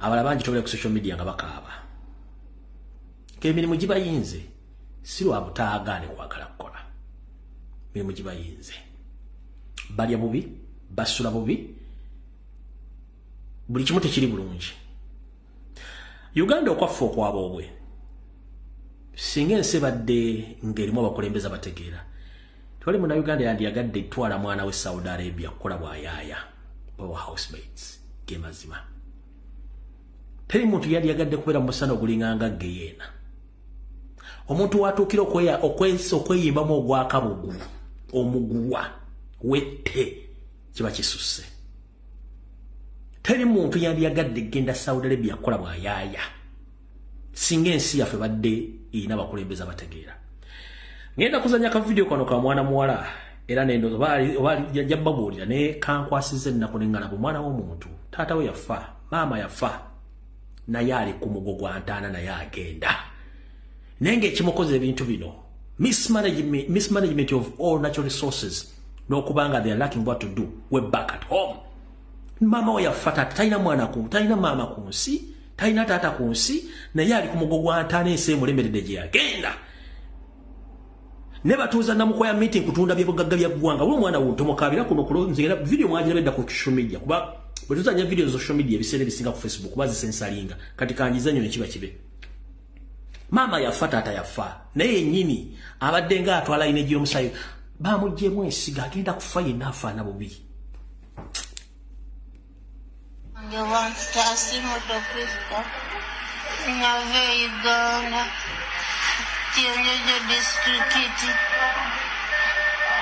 Yonjo distrikiti ufunye sabuka wonte mavira so Kanko nche ya kuleta yoniki yateye Saudi alimatezi mama oyani mama wange yafa tata oyani yafa toyinayo muganda wo yenna gwe tuyinza kutandikira mbalina bantu yogera ku mannya gaabwe k'emigavu bitu jeni nibo babaire bangambire kuntabara airport sobola n'okwogera ku lulimi lw'ewammwe bakutegeere bulungi ninyawasi muto obundafa wanzike mwagaba kati omukyalo omukulu ku myaka gino maama yafa taata yafa ali ku mawanga bamugjamu ensigo ne mu mamigira egyo nagye kyusiza gitandise okujjako amabwa kitegeeza ali mu process egenda watuukira okuga nti bwenfa banziika omwagaba nenge si erimbuli kimu kyetagisa okuyimiriza bannayuganda bwe buli mbalaga ku social media kono nga ntunuulira abavubuka abali mu kuvuma Kyagulanyi abali mu kuvuma enkyukakyuka n'omubuuza gw'otegeera lunaku ki ono omukyala mukulu nakazadde ate soona eri abafa ne babaziika mu musenyu nga teri amanyi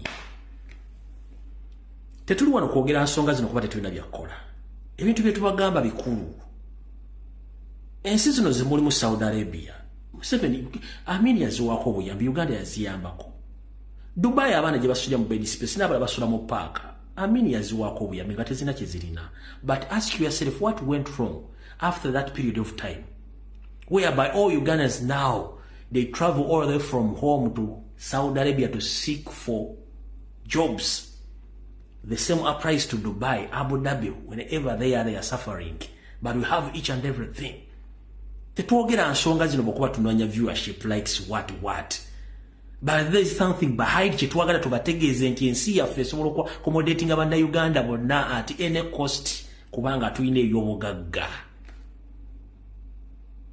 But we have bad leaders. Ono mukyano mulanga akaaba muntu abigera ulwa mulima omwana eyimba mu gwa akabugo kubanga alemereddwa. Wali obaddeka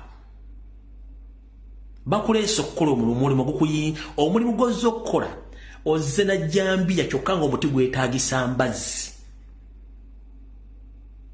Abaana basinga yembeera gye bayita mu nsi z'Abawarabu. Yajja okukola ng'alowooza agenda ku buntu natuuka yiri bamusomere mulimu gyagenda okukola naye immediately after 2 days nayiika Windows. Tayiika Windows mukuba yazze mulalu no. Emirimu gye bamuwadde yokka pressure mubaako gimuyuwa Windows nayiika. Kyetubagambe eggwanga Uganda gagga lirina buli kimu lyetaaka just mukulembeza agenda ditereeza. Naye omukyalo mukulu onulaga nti bwe mba nfudde mu nziike wa gundi naye nga kiki ennyo tuteekere obufuzi kubanga tekijja kujja twogera bya bufuzi tulina buli kimu ekyetaagisa eggwanga okubeeramu. Ono omugwe tusobola eri omwana yetuzeka video sobola kabala gakono baloleze omwana atadde omugwa waggulu ku zino waya zino zibasiba ku bizimbe waggulu eno waggulu ku shade yafundisibwa mu dinisa ajja sigamba nti waliyo ekitambo no kubigenda maaso nzwala wano omwana yankubirako essimu nali mmanyiza essimu ze bwe zira ssaawa 5:6 essimu zange nziggyako okowala amasimu agakubirwa message biki omwana asindikira voice mbe nanga Mr. Lumbuye gyebale kukanze ne muddamu kanawe yeba nanga ngenda kusindikira amaloboozi gano naye bwe mba nfudde bizanyira abantu ku live ne mugamba kiki nali ngedako bakanotunutuuzi gwamu nangamba wa mukama wange waliwo omwana yeggalidde mu kisenge yanyiizire muganda we niyo omwana ayinza okuba agenda kwetaba yesisima ate bagenda kunzita eyalina otunutuuzi gwamu ne nga tugenda essimu nagisuzaako kwolwo nga njala funa reply ya mwana kubanga bakimanyi nti omwana bwe ye tabamanyi media muviriddeko okukola kyokwetta muganda bagenda kunzita. Waita almost 2 hours nga ninzo mwana ngambo bale kumusabira munnange bakonya olujjo mwana musanze mulamu nenga ekintu kitukenyo kubana nti omwana bwakola ekizibu eri mbawalabu gwe baleseewo nga supervisor okulaba abaana babagenda kutta nengamba mbeera kino gye tuli mu nsi Katonda wange omwana yekoze omusolo kuba banyizire banne bali balwanira ebiddole olina mujjako kiddole Katonda anyiga naye agenda negalira mu yasika sobola okukuba ku kisenge ne kafa kali bajja gamba ono yakasindise neke kuba omuto ku kisenge ne kafa.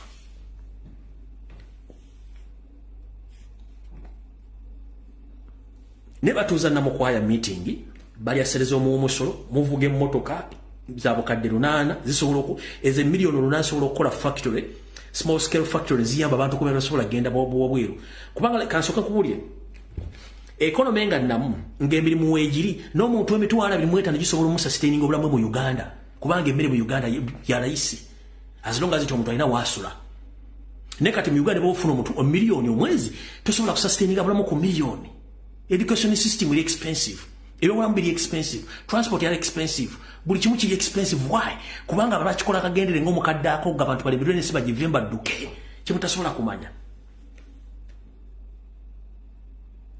ate soka kambagambe ekigambo kino kibabeere muntu mu kitegeere eno kala gye bayite y'abaddugavu ye kale kyasinze okuhete obutayagalibwa mu nsi gyonna muganyo kiteeka mu mutwe nti nabo mulina okulwanya ensi ze musigale mu nsi gye mutandika okubuuza ebibuuzo gw'omugwira okimye ekiwano nkiddamu gwe munnansi gy'oli kaddugala kimanye nti kalayo ne bw'onoogenda ludda wabagiwalana omuntu atasobola kuwalana kala yayo Katonda nkiddamu omuntu atasobola kuwalana kala ya muddugavu ku nsi kuno alyogu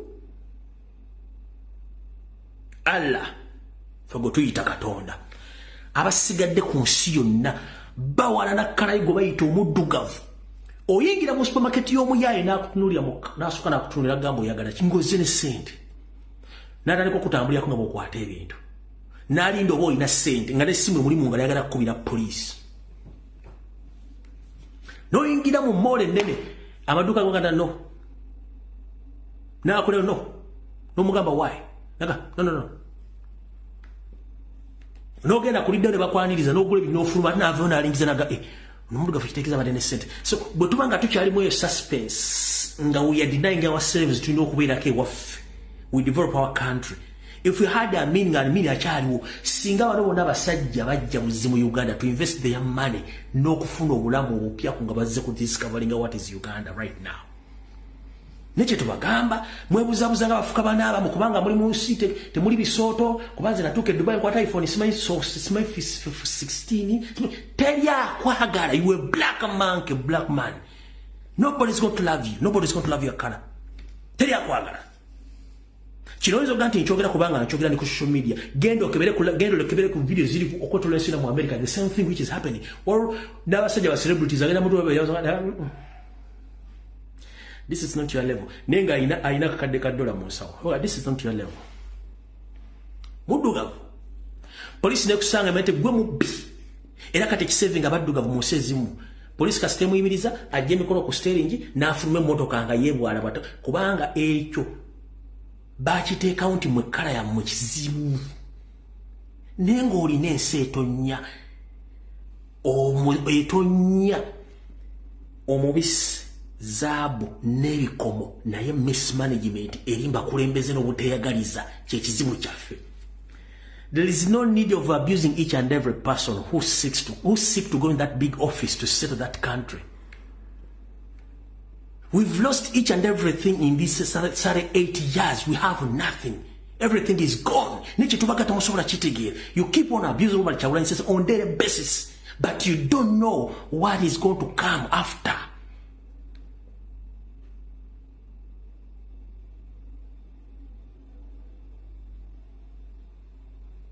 Katokufuna visa America osaba visa egenda mu gura simple zina nojifuna.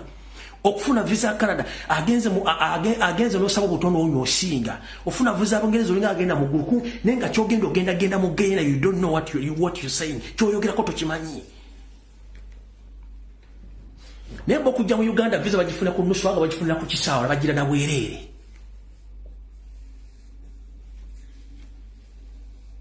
Tuwaga ebintu bino tutereze gwanga tufuna bakulembeza abategera abatayika Windows baterese ensi muri ku social media ovuma kyokka govuma asobola okulabirira abaana be asobola okulabirira buli kimu naddewo mu kamoli n'atulaga okay no problem n'atuula and the message jagala egere liba comrades mwenna bemba majja ku social media nga temusobola kutegeera bigambo bimu mu luzungu at least mufubeko nnyo kumanya mu Luganda. Waliwo ekigambo kyetu waliwo bigambo bino kati ng'ekigambo kibayita I. Ekigambo kibayita I mba ntegeeza nze ng'omuntu. We be bantu abasukka mu omu. That's a group of people we. But I mba ntegeeza nze. We mba ntegeeza abantu abasukka mu ki? Wangi. Waliwo ekintu kye tuyita opinion. Waliwo ekintu kye tuyita will.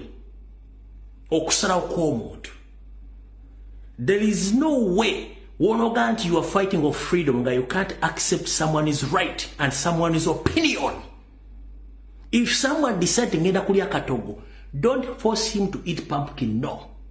Ayagala kulya katogo. Respect people's opinions, wills, and decisions. If we are fighting for freedom and peace, to our I, we, opinion, will, to be our. Okujjako nga nabo muga nti ebintu bye tuwogera tetugenda biteeka mu ki mu nkola. Omuntu waga nti anti nze ngenda kulya nkoko gongamba otya njebi bwe ebijjanjalo byonze ndi enkoko yange nze nganze omuntu. Okitegeera nze ndi enkoko oli kaali empuuta oli kaali omukere buli omu alina choice. Okitegeera tutandika okuwa abantu ebitiibwa n'okukkiriza rights zaabwe. Nze sijja kulooleza nange tondowooleza. Okitege tondowooleza lowooleza omugwe osobola okulooleza abaana ola n'abaana abo batuuka emyaka 18 na constitution egamba basobola okwerowooleza n'okukola decision. Nkiddamu constitution ya Uganda nti omwana baweze emyaka 18 he or she is free to make his personal decisions.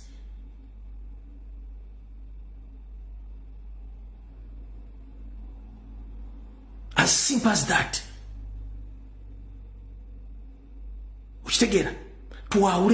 If we are fighting for freedom and peace, each and every human being are in a decision, are in a right to create decision. That is my decision. And I need respect. You disrespect yange. Bwengamba nti kitegeeza nze omuntu bwengamba wikitegeeza bangi ate gwe mwawukanya endowooza tafuuka mulabe wonno endowooza ye. So you have to find people whom you share with the same ideology. So don't attack anyone who has different opinion or ideology from yours. We have different opinions, different ideologies. So when I have my personal ideology and you are against it, don't attack my opinion, my ideology. Find people whom you share with those ideas and ideas, as simple as that.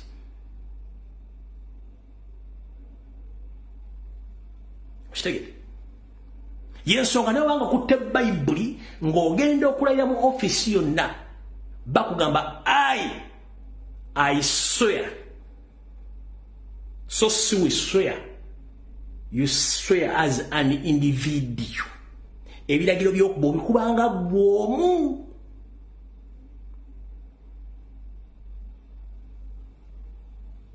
Ennyukuta ezo tuzaawule. N'oba ogenda kuba ekiragiro mu kkooti, mu kereziya ng'ogenda kuwasa, ogenda kukwata ofisi, ogenda kulembera abantu nti I swear, ndayira so situlayira.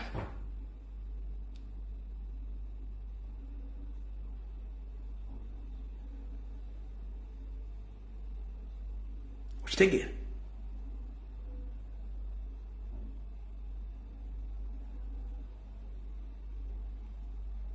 Bintu bino njala tuyiga ebintu bino. Era kyovula no mbazungu ebintu bingi ffe tugenda tuyigayo nti omuzungu ffe tugenda tujja omutala waffe mu Africa ne tulowooza nti embeera gye tuyisaamu abaana y'embeera abazungu gye bayisaamu abaana bintu bibiri byanjawulo. Embeera gye tuyisaamu abakazi y'embeera gye tuyisaamu abakazi mu Africa y'embeera gye bayisaamu abakazi mu Bulaaya. No, bintu bibiri byanjawulo. Ebulayo parking emotoka tirasobola gibbako wadde n'akatala kuba teri wa kiseka gyogera tunda natti oba mu kiseera gyogera tunda akatala kakadde. No, teri babbi emotoka esulaawo. N'enzigi olumu tebaziggala kuba tebasuubira muntu yina mubbi. Naye Uganda ozimba ennyumba n'oteekako ekikomera n'oteekako kamera n'oteekako alamu n'oteekako bagale okwewala ababbi. Bino tebiriiyo. Okitegeera? Kati ideologies embeera ebintu byanjawulo. Eno omwana w'abazungu tebamukubako, omukazi tebamukubako, mukazi tebamwendaako, mukazi tebakola ki. Tulina okuba nga tucubako ebintu bye tukoppa tutambule n'omulembe nga bwe guli.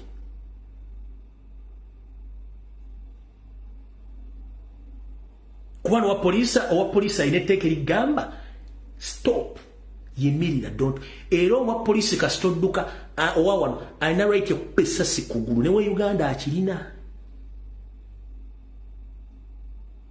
ere Uganda ompolisa kwa ntandiko mula apingira gamba ngalu sawa mu 5 kwa polisa ganti tukudde sirika tobako kyoyogera kubanga tusobola kwesa bigambo bimuko ne Kampala okukwata mugambo ne gutokomoka ne wako no bujulizi so tulina bintu bingi nnyo byokuyigirako ne byokutegeera mu nsi muno ate omuntu atambuddeko omanya bingi nnyo abe batajja kumanya yensonga lwaki nti abantu bajja mu diaspora bakyukamu bw'osanga omuntu ngaze mu diaspora nga takyuseemu kiba kitegeeza tamanyi kyamanyi era tajja kuyiga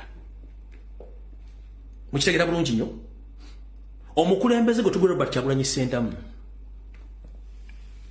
fena gwe tuwako ekyokulabirako n'okwogerako buli lunaku akyuse ebitundu 99 ku buli 100 okuva ku Bobi Wine oli omukadde n'aliwo. He is a gentleman right now and he behaved like a real gentleman who is on international level. Bobi Wine oli ow'emyaka 15 oba 10 mabega bw'omuleeta n'ono beekuba ne bafa era tekuli asigalawo nkiddamu. Bobi Wine ow'emyaka 10 emabega n'omuleeta n'ono Kyagulanyi beekuba ne bafa bonna tekuli ejja kubeerawo. Bantu babiri banjawulo. So it's a transformation. You transform from one thing to another or from one level to another level. So if someone doesn't want to transform and respect the law and orders, that means something like transforming. So we need to learn to understand each other. If you don't want to understand, that means you're going to see the joy. What's again?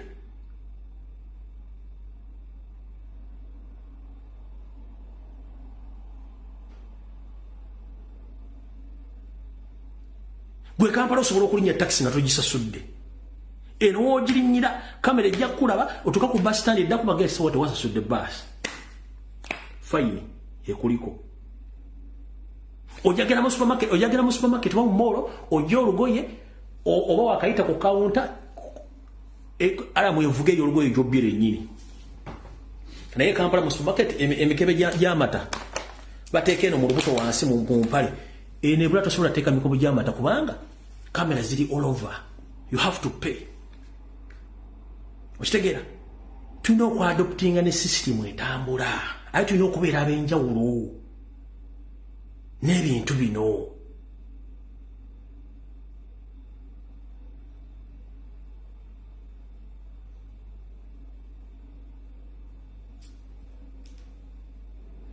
All right.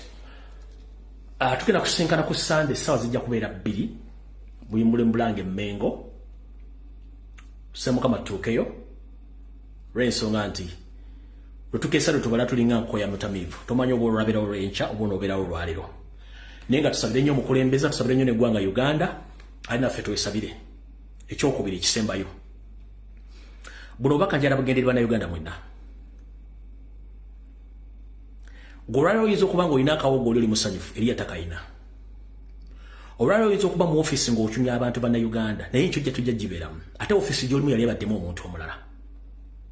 Olwaliro lumukubba ttaka ly'abantu bagobako n'ettaka tyonna gy'ogenda ditwala kuba ettaka terisinka teriringa nti ogenda ditwala liriko emipiira nedda ligenda sigalawo. Njala tuyige tumanye nti omuntu tosobola kukwata muntu munno butulugunya ofune ky'oyagala era obudde bujja tutuuka nga gw'olina okuddamu ebibuuzo by'okutulugunya abantu abo.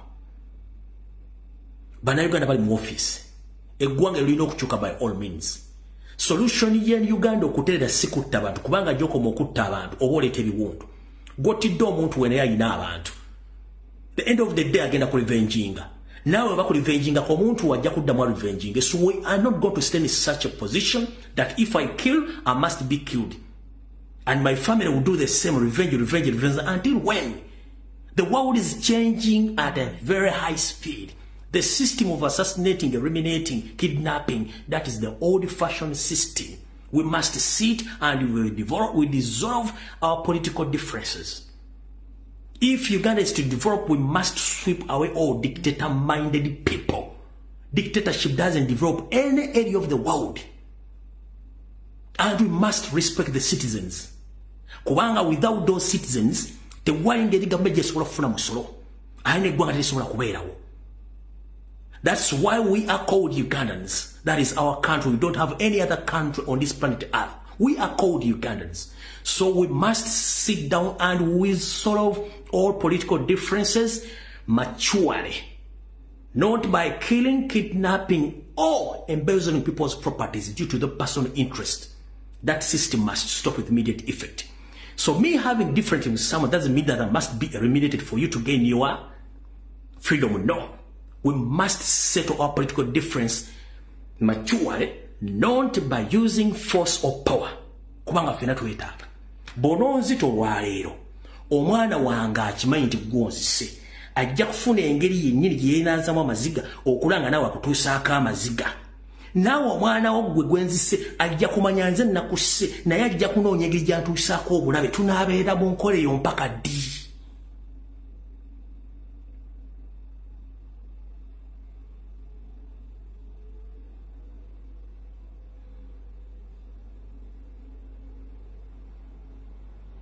Tunabera mu nkole yo mpaka ddi? Nzita nkutte n'oli ataliko okolo tunagiberamu mpaka ddi? Bwe badde obaka bantu mukama bankubira tusinkale ku Sunday saa 2 ez'akawungeezi buli muntu sigala gy'oli mbaagala nnyo. Video wedde.